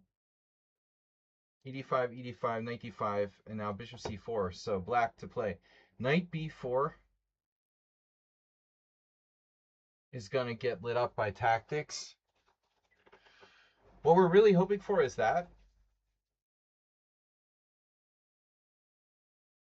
But she played knight C7. So knight B4, I imagine it gets attacked really hard. Maybe queen B4. Let's check this out. Knight E5. Even castles is possible. Surprisingly, the best move for white is A3, which I never would have guessed, but simple. All right. A3, D5, bishop B5 check. All right. So black goes back. Big mistake. Supposed to play queen E6 check. You're up a pawn? No, you're not up a pawn. Knight E2. And then a crazy move. Oh my god. So this was played in 2020. Daniel Fernandez against whoever this guy is from. I think he's Serbian. Wow. This is a really weird line. Bishop takes E3, queen takes C4. But black remains very dynamic with the bishop on B7. I would be scared, with white here. But if black doesn't know that, it looks like instantly she gets a bad position with knight C7. Now you play queen E2 check, which is okay. This is apparently even better. And what's the idea after D5? You have attacked at queen F3. And a clear advantage after that. That's not easy to see, though. Black has queen F6. You have to find bishop F4. It's like a computer move. This is hard to see, especially in a fast game. So, yeah. I mean, castling looks interesting. That's what I would do. Black has D5, but you're going to attack him on the E file. Or her. No, I would think, like, if you castled, she would play bishop E7. And if you check her, or if you pin her on the E file, she intends to block with a knight. I mean, that's black's plan when they go knight C7. But the problem is, black is positionally worse. You cannot answer this square. And ultimately it's a positional like void. Black is like strategically lost. Not lost, but in a terrible way, here. Because of the D5 square. Material is equal, there's imbalance, but ultimately, if black cannot play D5 and you keep that square dominated, black's pawn, just ends up like unable to advance along the D file. And white just has like frontal pressure here. There's no answer to that. It's a bad benko. You can easily keep your B2 pawn protected, however, or even rook B1 if you need to. Well, how does black deal with this? It's very unpleasant. So that's why knight C7 is not good enough. Besides the tactics with knight G5. Check. Not as good as castles, probably. Basically the same thing. Rook E1, bishop E7, castle, sorry. Queen E2, the same thing as rook E1, essentially. Knight E6, control of D5. And now you immediately go knight D5. Black takes, no compensation for the light squared bishop. Control of D5. Rook A4. This is just a fishing expedition, but there's no fish. A sensibly active looking move, but black has problems. The light squares, the bishop on D5, the D5 square, and the queen side, the passed A pawn. So now this, two bishops, yeah. She's likely to get a rook trapped if she tries to swing it across. Does she have some tactics here with knight f4 though? Why? So you have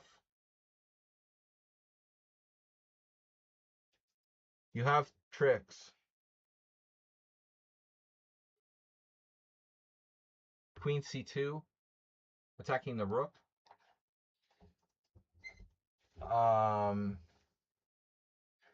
Black also has tricks though. This could get fun, queen g6. So I'm not sure what's going on there. Queen c2, queen g6. What am I missing? Oh no. Bishop takes f7 check. Oh no. Oh no. A decoy sacrifice so that you draw the queen away from g6 and you win the rook on a4. Yeah. So she couldn't save herself with knight f4. That would have salvaged Black's position. Though this is no longer a threat because the bishop is hanging on e7. You play h4. You have a problem with h4, man. You need to stop playing h4. You just what Roman did at a chess Olympiad with Walter Brown at the Olympics, he just glued his a6 pawn down to the board on a7 because he knew Walter was playing black the next round in the morning, and Walter came late every single round, causing a lot of stress for everyone. So Roman glued the pawn down the night before. So when Walter came in, the whole board like exploded, and all the pieces got knocked over, and he like had a heart attack. Well, not literally, but the point was to teach Walter a lesson about coming late, But you need to glue your H pawn down because you're obsessed with playing this move. I mean, how does this move even make sense in this position? What is that? That's like it's some kind of fetish or something. Why are you playing h4 here? No. No, you're not allowed to play h4, okay? No more h4. I would accept g3 as an answer because g3 controls the f4 square, but it also, your white squares are safe and the bishop can come back to g2. h4 is just weird. No reason to play that move. I mean, centralize a rook. Play rook e1. This is extremely strange. Okay, h4. Can Black take it?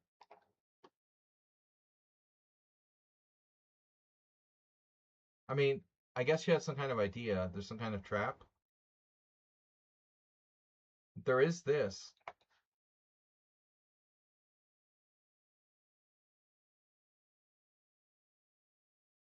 It seems like a weird moment to play bishop h4, but I think that Black has to.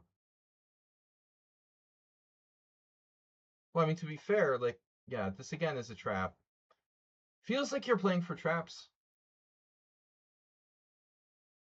But again, no obvious move. Just queen c2. I mean, okay, you could play this. Maybe this works. But I still don't see it. How does this work? Because she's knocking out this. It's funny, it doesn't look like your tactics work here. h4 is really random. Yeah, Black could have played bishop takes h4, oddly enough. This is Black's best move. No. h4 is the first bad move that White has played in this game.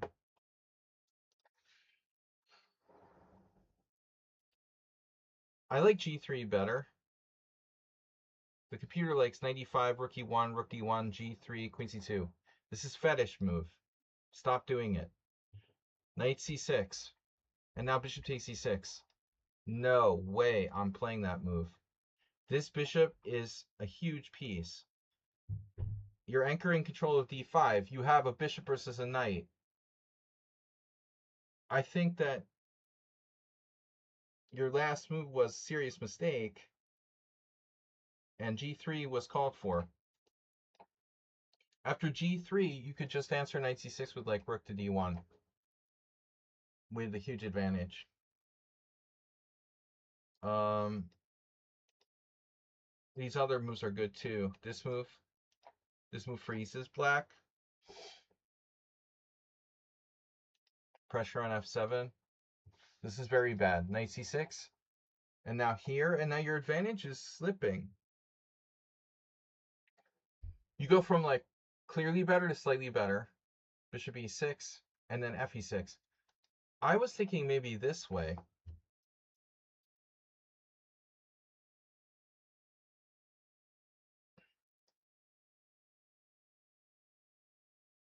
F takes e6 is the kind of move that players who are too optimistic play. This is the I'm too optimistic and I need a beatdown move. F takes e6. Because my rook is open. And what? You're just weakening your king position on g8. The other way is safer. This is not such a bad pawn on c5. I think that black is fundamentally okay here. Yeah, you have like queen c2, but the rook comes over to g4. That's a huge hole, by the way, that you created by playing h4. It's a really bad move on every level. But black responds the wrong way. I don't think this is that big a deal. Black weakens their own position. Now rook d1. You know, how do you defend that now? The e6 pawn is weak. Can't play d5. So now black just hangs the d7 pawn. This is like hope chess or something. Don't defend d7. And now I figure black is going to do this. But it's not enough. It's not enough. I mean, you have just capture, and this exchange sack is just half-assed. She doesn't have enough compensation. So, sort of a weird game. I think that black is fine after d takes c6. But interestingly enough, the computer still thinks she's fine after f takes c6. Which I'm a little surprised by. I thought that white was slightly better now. But yeah, I mean, black just blundered d7 for what? For what? Impatient, you know, just to protect d7.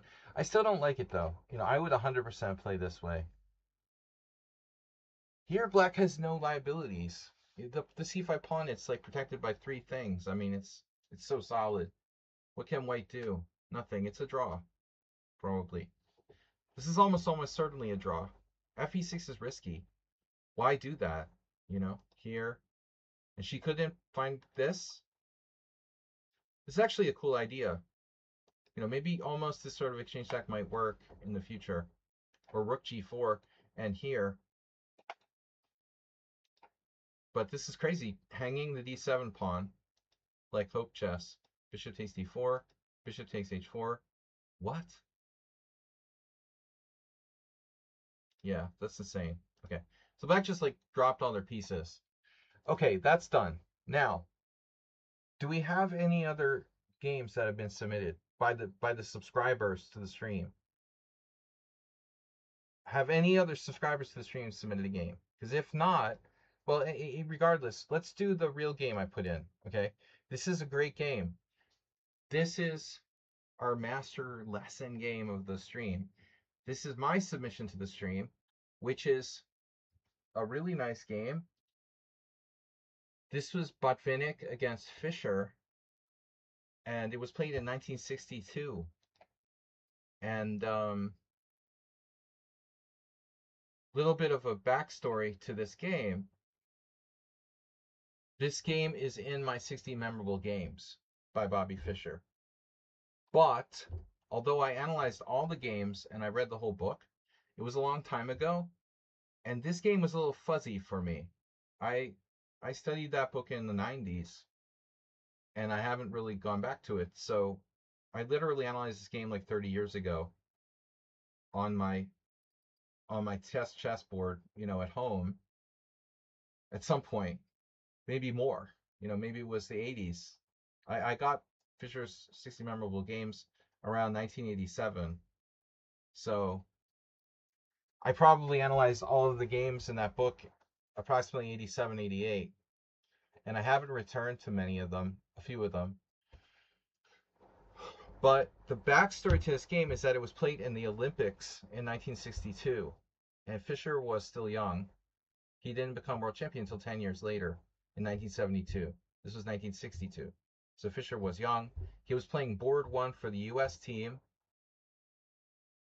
I'm going to assume that, board two would be like Robert Byrne, and then maybe like Lombardi or something, and Reshevsky. Maybe Reshevsky board two.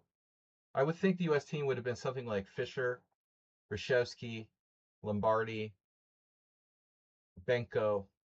Actually, Benko was already there by 62. I think. I'm pretty sure. He should have left at 56. Benko should have been playing for the U.S. by 62, but he wasn't as strong as the others. He wasn't as strong as Reshevsky or even Lombardi. So I think that's your team right there. Unless Lombardi, I don't think Lombardi had quit yet. So yeah, Fischer playing board one, Reshevsky, Robert Byrne, Lombardi, and Benko. Maybe, yeah, I don't know when. Yeah, later Kavalek would play. All right. Anyway, so it's Soviet Union versus the USA. Botvinnik with white against Fischer on board one. This was played in Bulgaria in Varna. And for me, the interesting thing is Fischer playing black against Botvinnik, and the opening is a Grunfeld. So Botvinnik opens with c4, by the way. And earlier in the stream, we saw Sung Prism play knight f3, knight f6, but you can't play g6 against knight f3 unless, you're prepared to face e4. Fischer would not play g6 against knight f3. But against c4, you can play g6. Fischer's not afraid. He's not afraid of d4. He can transpose to a King's Indian. So, he's not afraid to transpose to a King's Indian if Botvinnik wants. Botvinnik goes d4 right away. Fischer plays knight f6. Botvinnik plays knight c3. And then Bobby could play a King's Indian or a Grunfeld, or even the Benoni. He probably could play the Nimzo too, but Botvinnik, maybe that's the opening he understands the most. So I think that Fischer wants to play something sharper against the super strong strategic Botvinnik, not a Nimzo. So he goes for a kingside fianchetto and then plays the Grunfeld. An interesting fact now, Botvinnik would write the first great book on the Grunfeld, at least in English, a complete, treatment of the entire Grunfeld defense, which I got back in the 80s also. The book was published by RHM Press at some point in the late 70s. The pages were like falling out of my book because it was poorly bound. This publishing house, RHM Press, that wrote a lot of chess books, or they published a lot of chess books, they published great books, but they were notorious for bad bindings. And so the glue would dry out and chunks of the book would fall apart. I still have the books. They're like falling into chunks. They need to be rebound. But anyway, so Botvinnik is an expert on the Grunfeld. But interesting fact, Botvinnik is an expert on the Grunfeld with both colors, but he very rarely played the Grunfeld. I researched this, and Botvinnik didn't play the Grunfeld that often. Here and there, sometimes. He lost 2 games to Petrosian in 1963.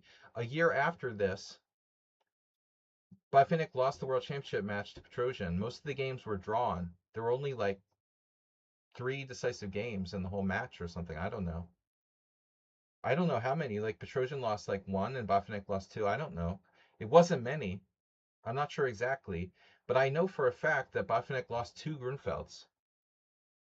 Basically, he lost the World Championship to Petrosian in the Grunfeld, losing 2 games. Man, in one game, Petrosian really kicked his ass very badly in a sharp Russian variation. But anyway, So that's the background. And Fischer playing Grunfeld and King's Indian. Um, for those of you that don't read books, it's important to know a little bit about chess history because we can learn how chess evolved or how theory evolved, how the theory of the game evolved. Bobby Fischer famously, and this is well publicized, he learned openings. He got his openings from buying like old Russian magazines and books in like a used bookstore in New York City.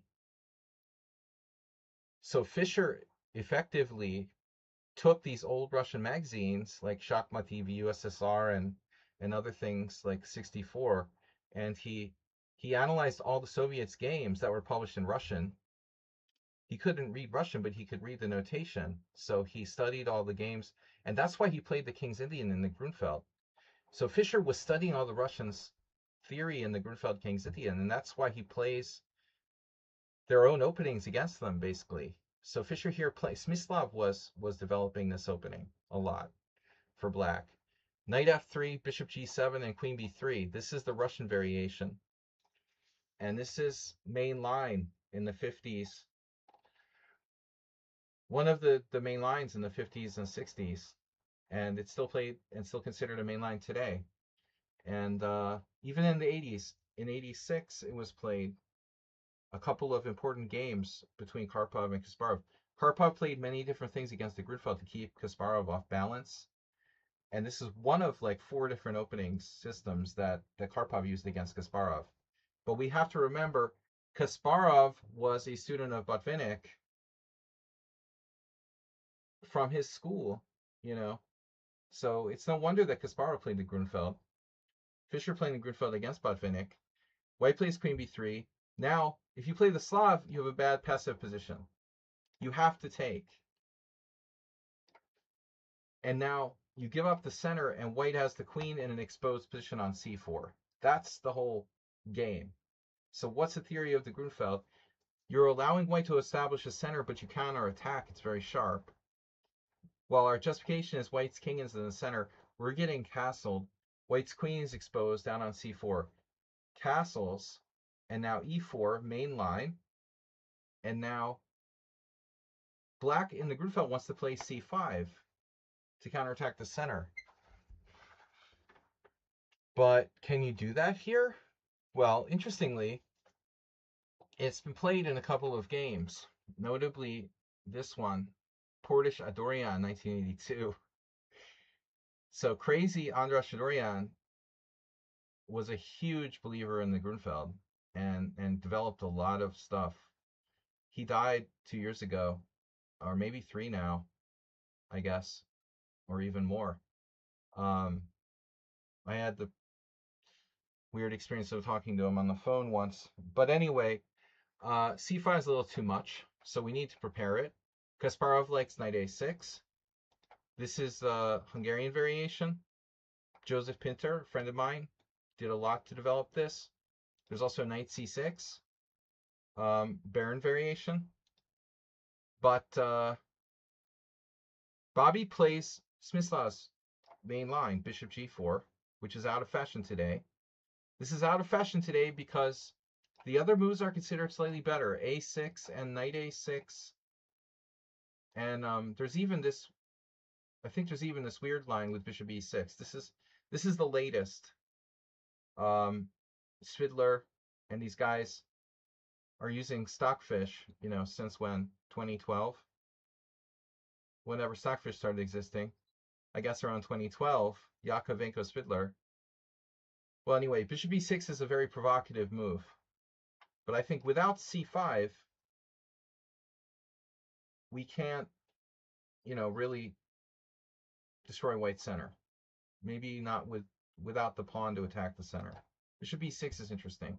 Provoking d5. Anyway, that's another story. Fischer plays bishop g4. White can play knight e5. That's interesting. We just come back to e6. Provoke d5. Chancellor Ivanchuk, 2001, whatever. It's equal. So Botvinnik doesn't play that. He knows that's nothing. Now he plays hesitantly, though. I don't know at that time. This is the sharpest move. Not reacting, but reinforcing d4. Botvinnik plays safe, bishop e2. Black now does this. You can also play knight c6, but this is considered best. Knight goes to b6. Bishop opens up the diagonal. Sorry, let's go back. Things get interesting later, right? Main move is like rook d1, reinforcing d4. White doesn't do that. This is 1962. Botvinnik was probably aware of this. By the way, castling queenside, extremely dangerous, but playable. Look at the games. Aronian, Morozevich, Lautier, Tomaszewski. But basically, castling queenside is a very dangerous thing. Smyslov beat Botvinnik in the 1963 World Championship in a similar way. But I think in that game it was a little bit different. It was more justified somehow. White instead plays safe, bishop e2, knight c6 now. This is also a move. Here, and then knight b6, and a critical position. This is passive. So this is probably best. And now Bobby plays the best move. And I think this was known. I think that Smyslov had already analyzed this. But I don't know how much further have this position ever been played at that time in 1962. The games aren't in here. You can see this position was played in the 86 World Championship between Karpov and Kasparov twice. Karpov scoring 1.5 out of 2. But there's an interesting move that has never been tried here. Am I confusing the position? Queen d6. I just want to check something. Is this playable? Oh, I'm crazy. Okay. Is this playable? The knight's on c6. I was thinking of a different position. Okay, we'll check that out later. Whatever. Okay, so queen d6. Yeah, queen a5. Is that playable? I'm crazy. All right. Sorry. So what can white do? You can play... Can you avoid the exchange of queens? No. If you go here, I just take on f3 and take on d4. You can't avoid the exchange of queens. So what does Botvinnik do? I mean, I assume this position was reached before. We don't see any games before 1986 in the database. But no, there is one. Okay. So Saltzman against Ron Henley from 1983. This is probably an international in New York run by Bill Goichberg before I started playing chess in 1983. But I'm going to guess that there's older games than that. And unfortunately, Elite Chess doesn't have a very thorough database for the period between 1950 and 1980. There are a lot of important games that are missing in here. I find it very hard to believe this position was first played in Saltzman Henley 1983. Elite Chess act as if like chess didn't start until 1980, like it's some kind of ancient times, like Homer's The Odyssey or something. I started playing chess in 1983. I can assure you, chess had been played a lot on a very high level before 1983. And I was just getting started. So it's sad that they don't make the database a little bit better here. So we know exactly when this was first played. But Botvinnik's h3, it's a little bit slow. It's surprising that it's the only time it's been played, though. One game in Norway in 1988. Yes, this is not really a critical move, but it's also not that bad. But here's an interesting move. E5. I have a question. Is anybody still out there? No, serious question. If anybody had to compare this to another opening for black, what would you say it's most similar to? Mr. Rolandson, since you're here. Chess Ibra, since you're here. If you have to compare this opening, it's a Grunfeld, Russian variations. But after e5, if you compare this to another opening, what would you say it's most similar to? Easy question. What defense is this most similar to now? The answer is go Norway. Are they still in the World Cup?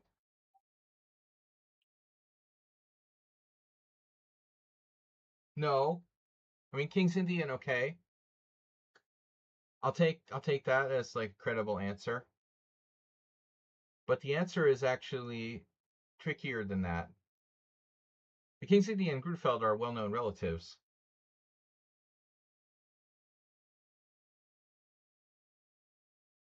But I think, and therefore I know, that it's closest to the Alekhines defense because of this pawn on e5 and the fact that the knight has journeyed, over here to b6.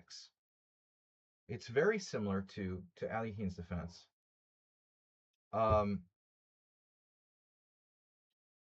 White has a space advantage after e5. And then, like, if you take on f3 at some point, there'll be a moment where we take on f3, and this happens in Alekhines defense too. This bishop is like, oh, well, which way do I go? Because it's like kind of torn between recapturing on f3 and controlling the c4 square. So it doesn't know what to do. It's like overloaded. Yeah, so the hyper modern, feel of the opening is just like an Alekhine. You could also say some other openings like Queen's Gambit Accepted, where white plays e5. That's also similar. But anyways, Botvinnik doesn't like e5. It's too committal. d5 is also a move. But Botvinnik wants to keep the tension, so he plays h3. Black takes. But the thing I was shocked by here is the fact that this game is really no mistakes. It was played between Botvinnik and Fischer, and there's only one game from Norway, 1988, where the position was repeated. Like, how is that possible? Neither side made a real mistake. These are legendary players, and there's only one game where it was repeated. But Bobby played the best move here, whereas Norwegian guy just was like passive. So Norwegian guy is passive, plays this, and then other Norwegian guy trades on d6 and has a slight advantage. Bobby's not going to do that, right? So he plays the best move. Rook f d8, putting pressure on the center. That's what we're trying to do. Not retreat our pieces like Norwegian guy. And now he forces Botvinnik to make a concession. So eventually Botvinnik accedes to this, d5, and this is where it gets really weird. This is where the game gets interesting now. And I don't remember Fischer's annotations in My 16 Memorable, but you should go back and check or buy the book, because my book's with Mr. Coffee in Pennsylvania. Fischer now plays knight e5, and here's the critical moment. The position is like approximately equal, but White has to decide what to play now. Should he play? I mean, honestly, I think if Botvinnik wanted to be super safe, he probably could trade queens. What's the evaluation? It's like 0. The thing is, if you trade queens, I mean, black could take with a rook, but he'll probably take with a c-pawn toward the center. And I think the position is probably about equal. White has to be a little bit careful of the c-file here. Basically, if Botvinnik trades queens, he slightly increases black's control of the center. So there's a plus side to that, though. If you did this, and white, traded and black took, you could no longer undermine this pawn on d5 so easily. Like e6, maybe. So that's the safest move for white. And the most interesting move for white is f4. which Botvinnik didn't play because of something like, I guess, this. But this is the variation I looked at. Always put pressure on the center. Well, that's the idea, right? If knight c4, check this out. e5, queen takes c5, bishop takes c5, knight takes b2, rook d2, knight c4, rook d4, and now knight a5, bishop takes e7.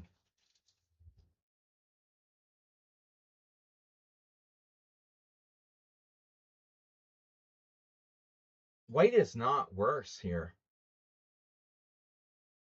He has the two bishops.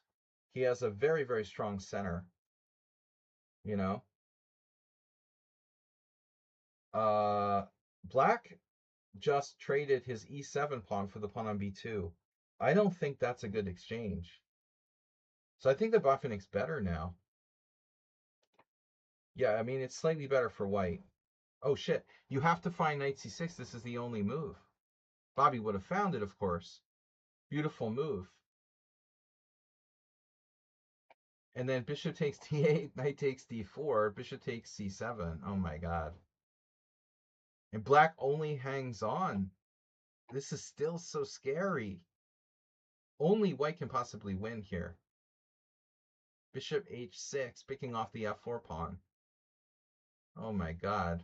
Rook g1, this is the computer variation. Rook g4, and then g5. Oh my God. h4, h6. Crazy.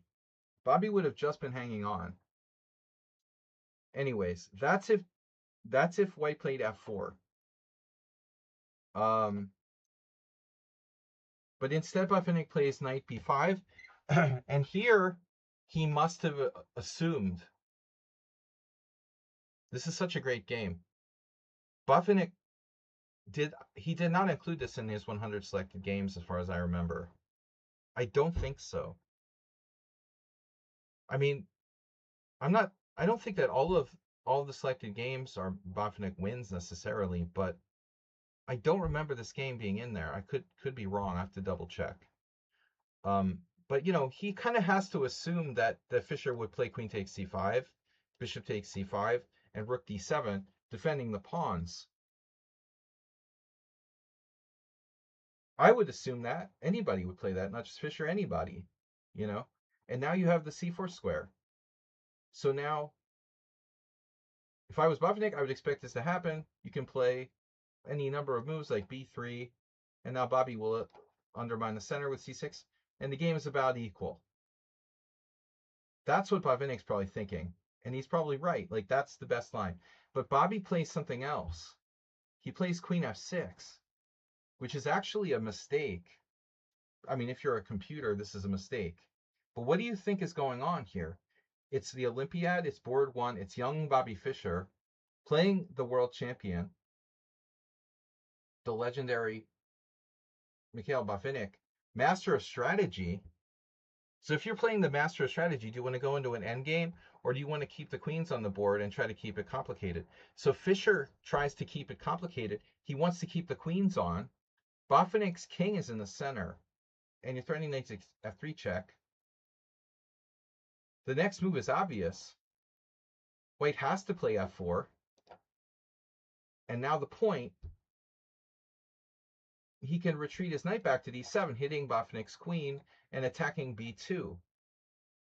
So the position is very complicated now. And Botvinnik misjudges this position. He should have just retreated his queen with like queen c2 or queen c1. And I think after this, white is still slightly better. But for whatever reason, Botvinnik kind of forces things, and he plays e5. And this isn't quite as good now. His center gets a bit overextended. And so he goes a little bit too far. Queen takes f4. Great move. Not in the least because the whole strategy of the Grunfeld's defense, or Grunfeld defense, is to undermine the white center after luring it forward. He knocks out the f4 pawn. Queen takes f4. Bishop takes f4, knight takes c5. Okay, right? But look at these pawns now. Without the f pawn, suddenly e5 is a lot more vulnerable. d5 is double attacked. White plays knight takes c7, getting his pawn back. It's 6-6. And then rook c8. And now Botvinnik has to play d6, otherwise he loses d5. So d6, but an epic game. Look at the two bishops for white. And apparently very strong passed pawn on d6. But remember that Botvinnik's king is still in the center. His rook is out of play on h1. So it's still close. E takes d6, e takes d6. And now Bobby, what's he going to do? He has to watch b4. This pawn has to be blockaded. And so he could play knight a4 apparently, but he grabs the pawn. Bishop takes b2. It seems greedy, but it's principled. And Fischer was very principled about taking material. Castles. Now black blockades, getting out of the way of his b pawn. Knight bd7. And here Botvinnik blunders. But it's a very subtle sort of blunder. No, sorry, next move. No, there's no blunder yet. Okay, what would you guys play here? What would you guys play here? What would I play here? What would everybody play here? He doesn't blunder yet. Botvinnik blunders on the next move. Thanks for subscribing. Thanks for subscribing. But what would most people play? They would play knight d5. Threatening a big forky fork on e7, right? Why didn't Botvinnik do this? Well, the answer is simple. It's a one-move threat. It's hope chess. You know, Botvinnik doesn't play hope chess. Fischer's going to see knight e7 check. So you just go here. Or maybe you just move your king, you know. It's a stupid one-move threat. But what's surprising is the move that Botvinnik played. Check out what he played here. Botvinnik plays like the best move of the game and then the worst move of the game back to back. One of the worst moves of the game. He plays rook d5, which is brilliant because it's counterintuitive, right? You're expecting that knight to come to d5. Instead, he puts the rook on d5 like a rock. But, you know, this is strong because it enables him to go boom, you know, and double down on the power on the d file. And Botvinnik was really big on fundamental control of the center. But what he ends up doing is very good. By playing rook d5, he got Fischer to weaken his queen side. It looks almost insignificant, but the knights are redundant. So this is such a natural move to play for Bobby, especially as a younger player in 62, 10 years still to become world champion. But the subtle problem is that, well, we played the Smyslov variation of the Grunfelder. We traded our bishop on f3. And just in this moment where Botvinnik is slightly better, he makes like a terrible mistake.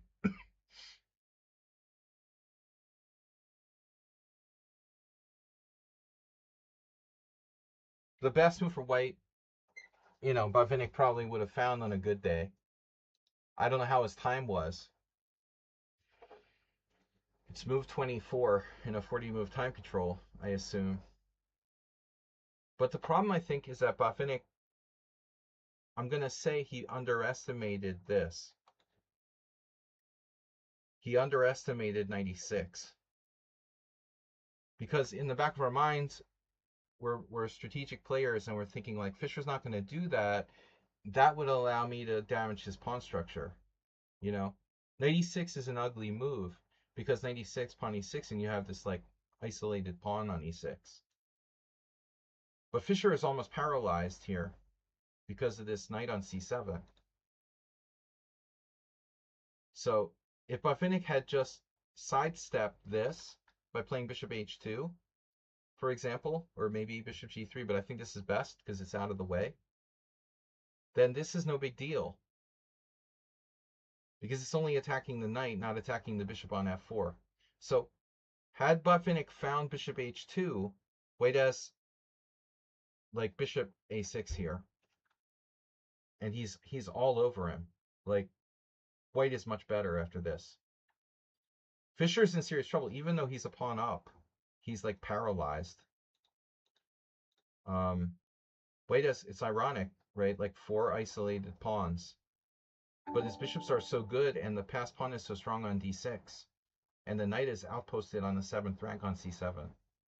And a7 is weak, and the light squares have been weakened. So this is the miracle for Fischer. He plays b6, and Botvinnik blunders bishop f3, allowing this. And the whole position, like, is a disaster for white now.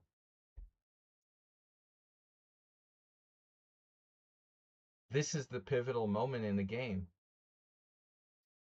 But what if Botvinnik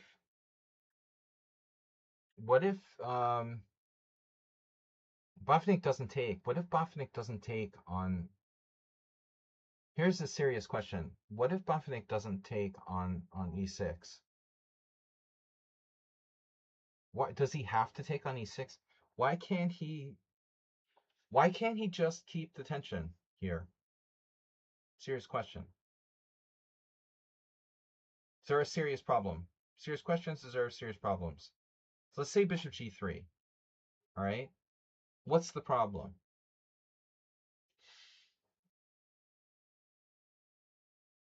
Well, he can reinforce,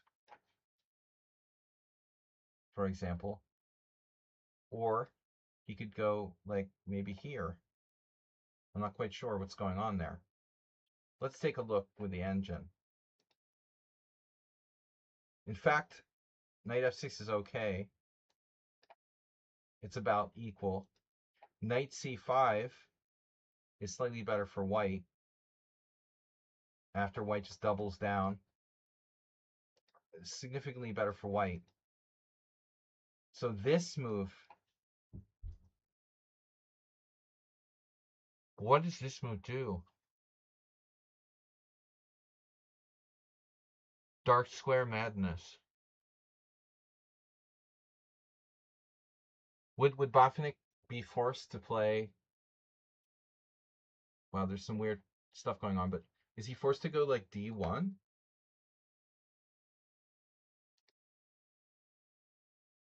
Bishop d1 is really bad because of knight f6.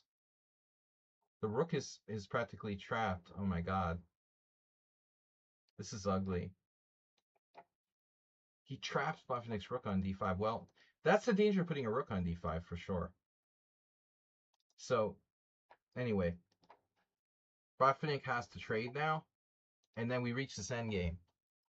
It's now like an endgame. Okay, beginning the endgame stage. Rook d3, knight c5, and rook e3.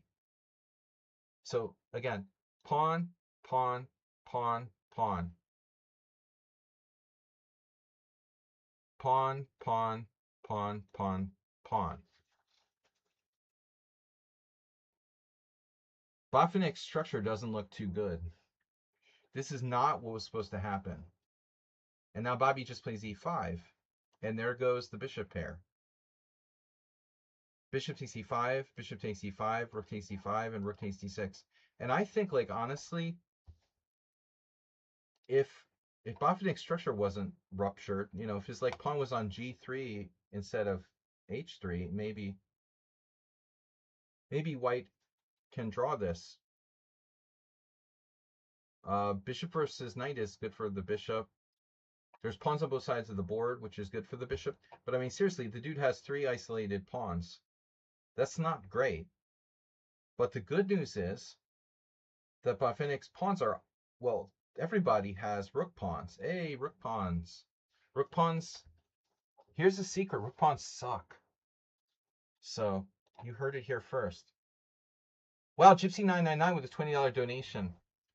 Keep up the good work for the world senior. Thank you, Gypsy999. You're just Gypsy999 there, but you're Gypsy9999. So make up your mind. How many nines? Confuse me. Rook pawns suck. And bishops like pawns on both sides, and bishops are better than knights on an open board, but the Dorfman principle applies here. Rook and bishop is better than rook and knight. First of all, Botvinnik doesn't want to trade pieces down a pawn, necessarily. But he definitely wants to keep one rook on the board, because rook and bishop work together better than rook and knight. It's hard to coordinate rook and knight. Rook e7 on the 7th rank, and then Fischer goes rook d7, just like our first game, Sun Prism, against Black Knight. Rook d7, knight d7, bishop g4, rook c7. Now, if you trade here, you're probably lost. If Botvinnik were to trade, bishop takes knight, I don't know. I don't like those isolated pawns in a pure rook endgame. So he's right to keep the rook and bishop combo on the board. Plays rook e1, starting to penetrate. Black plays king f7, king g2, improving his king. Knight c5 now, which is a good move, but it blocks the rook. Remember. And now rook e3, anticipating the following move, rook e7. And now a great move, rook f3 check. Suddenly, Fischer, I guess, was concerned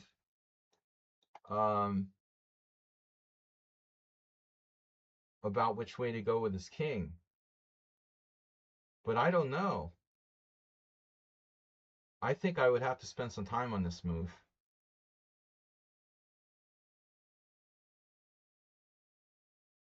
Because to me, it looks like you would play king e8, then maybe improve the rook. But I think that we're looking at stuff that's very complex. Like, let's say I play king e8 and white goes here, and now he's threatening here and here. What do I do? How do you prevent the white rook from getting in, is the question. It's not so simple. So I think that's Fischer's problem. He was worried about rook f6, so he went here. King stays cut off, right? Not optimal. Rook c3. This is kind of a weird move, but it pins the knight. I'm not sure about this move, actually. White could play something else. Maybe rook f4.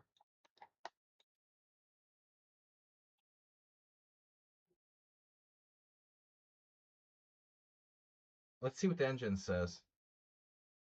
Well, there is a problem, h5. We're about to lose a piece. Oddly enough, if it was black to move, it's very funny. Just imagine, h5, bishop c8, rook c7, gone. You lost a piece. So he has to move something to free that bishop. I mean, you could theoretically play like h4. I actually like the idea of trading that pawn off. But I think in this particular position with rook e4, it's not a good idea. Here, and now rook e4, and now bishop d1, rook d4, bishop c2. So I guess this is like the defensive setup that Botvinnik envisioned against his knight on c5. His bishop also attacks these pawns. If he can trade his pawns off with like a5, h4, h5, he can sacrifice his... Think about this. You can sacrifice your bishop with the last pawn. If you can trade 3 pawns for pawns, then you can sack your bishop with the last pawn and draw with rook against rook and knight. It's a theoretical draw. It's Botvinnik. You know, he knows how to play endgames. Now Fischer plays king f6. White plays king f3. And now Bobby made a weird move, you know. Honestly, this is pretty weird. I have no idea what black's best move is. Like, according to the engine or whatever. I would think like maybe h6.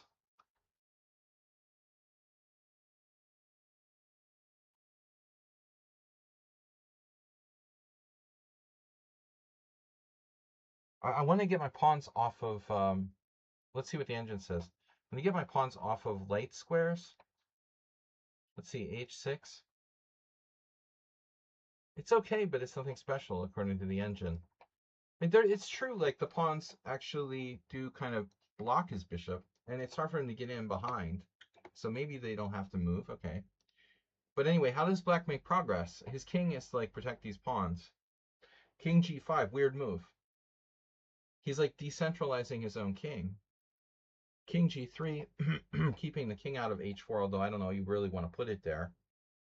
And now, Bobby plays an obvious move that it looks like the right move.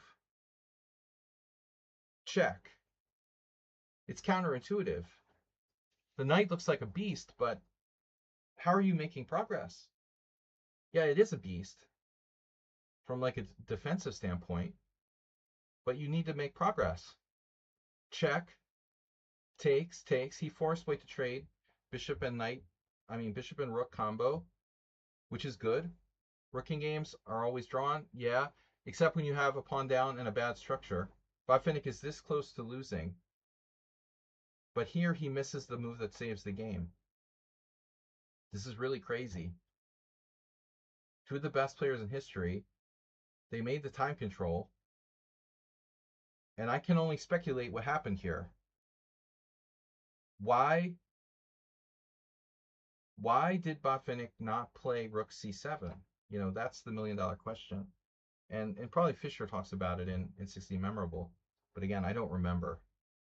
I like analyzing games on my own. But check this line out. If rook c7, rook a4. And now, I would have assumed, and Botvinnik probably assumed, that he's lost. Because rook takes h7, rook takes a2, and black has these scary connected passed pawns. Usually connected passed pawns win. But there's this funny problem here with this particular position, h4 check, king. Maybe we should look at king f6. Though I don't think it makes a big difference. King f5, rook f7 check, king e6, rook g7, king f6, and then here. This is really weird. So you freeze both of these pawns, but at the same time, your king is stuck protecting the other pawn on the other side. So it's like Fischer, even though he has two connected passed pawns, he can't advance them. And the only way you could try to advance them would be to put the rook on a5, like here, at some point. The line I looked at was this, I think, but that doesn't do anything. You know, you just go back, and you're going to have to go back to protect it. So the only way is there, and then the point is, like, whatever, f4, and if you play b5, okay, fine, what are you going to do? King g4. And if you go a6, it's like, check, duh. And now this is a problem. And now white is actually making progress. So it's like messed up. White can't make progress. He can't advance his pawns. And this goes back to the whole Grunfeld thing. John Watson talks about the queenside majority in his book on chess strategy. I forget what it's called. Makes the point about the queenside majority is overrated in the Grunfeld. Botvinnik had the central majority, got a passed pawn, had to sacrifice it, lost it, and he's still not losing. Because this queenside majority is like frozen. But he has a draw there, but he misses it, right? So he plays this. Why now? Is this better than rook c7?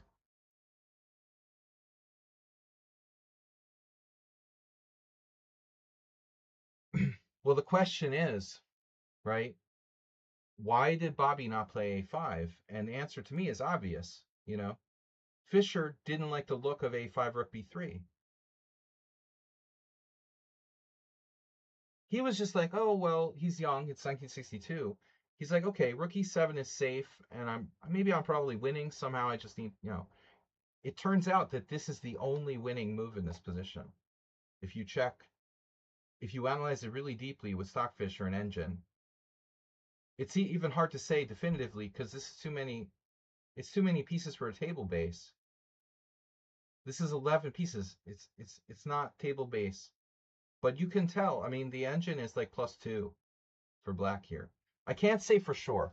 Okay, I think like 90% chance black is winning here if we use an engine to analyze for days and nights. But the point was, what do you do on rook b3? Because this is back to drawville.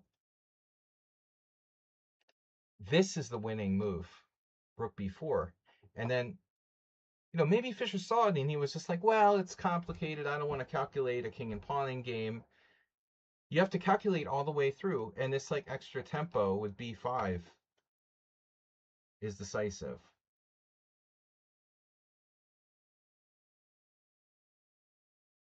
But he had to make sure. And then so without playing a5, it ends up being a draw. Rook a3, rook e7, and now Botvinnik saves the game. Rook f3, cutting off the king. Rook c7, a4, rook c5, and now boom, there it is. Same thing. It's the same thing as before. Rook a5, rook takes h7, rook takes a4, h4 check, king f5, rook f7 check, king e5, rook g7, king f6. I'm sorry, Fischer didn't play king f6, he played this trick instead. Threatening rook g1 check. But it's just a cheapo. It doesn't matter. Botvinnik just steps aside, king f3, threatening to take the pawn, and then the h pawn is very fast. I mean, I don't know. What would happen if Bobby started... What would happen? I didn't look at this, but what would happen if Bobby tried to launch his pawns now? Let's take a look while we've got time. What if Fischer starts racing his pawns? He just doesn't defend g6. So I guess b5. That's got to be a try, right?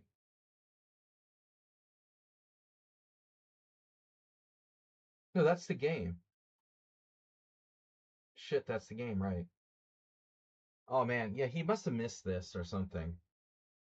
He missed h5. Fuck. Yeah, b5 rook takes g6 loses. No, Fischer just, yeah. Maybe he just missed that. He assumes this and he's like winning with b4. But assume nothing, right? Well, here's another question.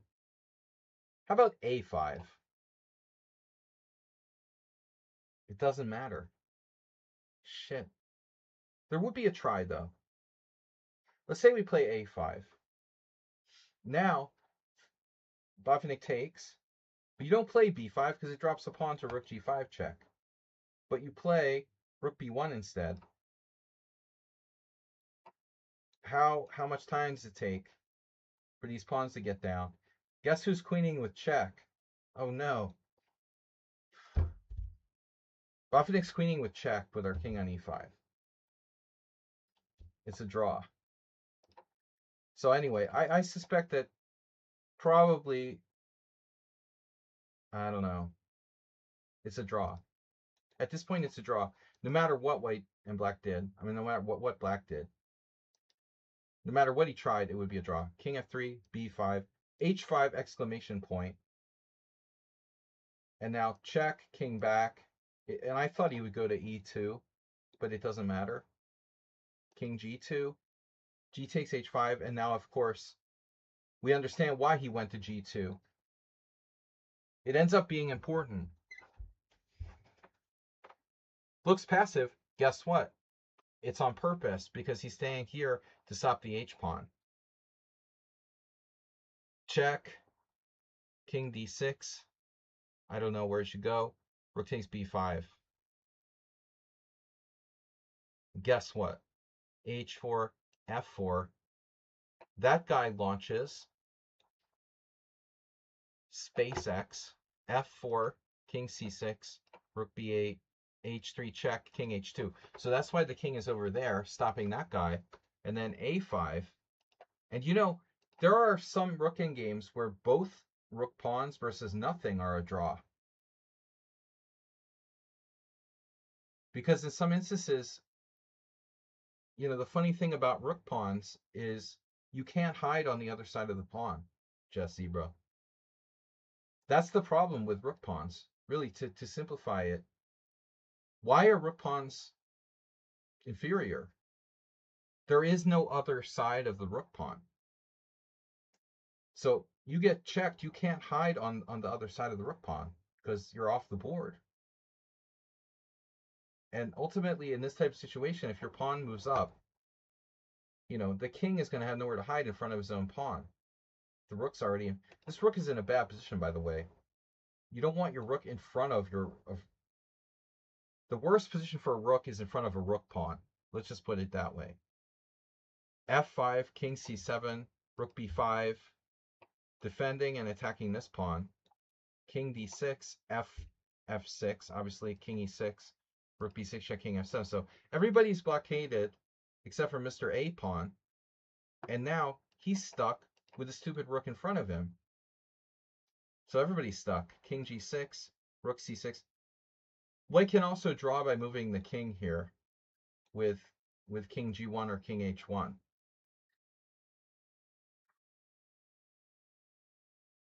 Ends up happening anyway because rook c6, a4, rook a6, black plays king f7, rook c6, and now rook d3, rook a6, and then a3. So Fischer was able to improve his rook to the side of the pawn rather than in front. It's still not enough. And now white has to move the king. He can't lose this pawn. If he loses f6, he loses. You can't lose this pawn now. Black's pawns are too far down. You have to hold on to f6. So now he moves his king, h1 or g1, king g1, check, king h2. And now rook d3 is repetition. So Fischer sacks the pawn, king check, king takes h3, and now a2. But it doesn't matter because our rook's behind the pawn. So we're going to win f6 next move.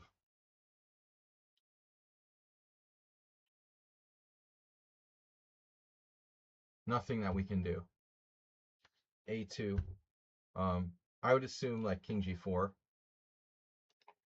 And now we should just make a draw. h1, rook takes, king takes f6, draw. So it was like a really good game.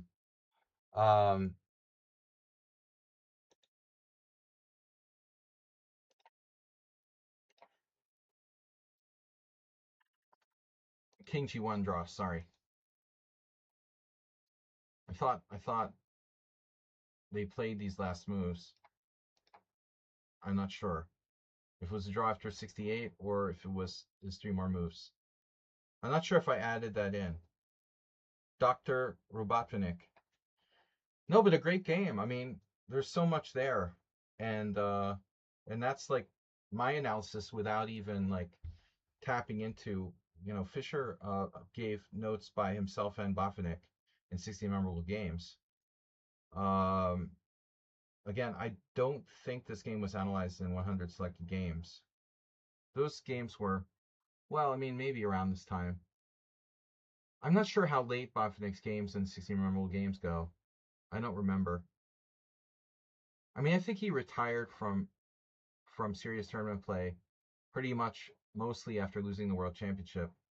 He later became a trainer and he was also like a scientist, so he did a lot of stuff, but he didn't play a lot.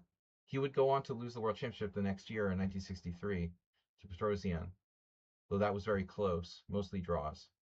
Anyway, thanks guys for tuning in. I'll see you when I see you. See you tomorrow. We're gonna try to have like a blitz stream for a few hours at noon Central European Summertime. Between noon and 1, I normally do Friday streams. Thanks everyone for tuning in. Thanks for your donation. Or donations. Donation, do I hear 400? Donations. Jess Ebro resubscribing, thank you. Move 11 gifting sub. Sheeberspieler stopped by. Miro BTW, just saw you. Nice to see you. and Gypsy with a nice donation. Thank you guys, and I enjoyed it. Bye bye. Hey everybody. Sorry I lost the game yesterday. I was really pissed. I threw everything, broke all the stuff in Stachi's office.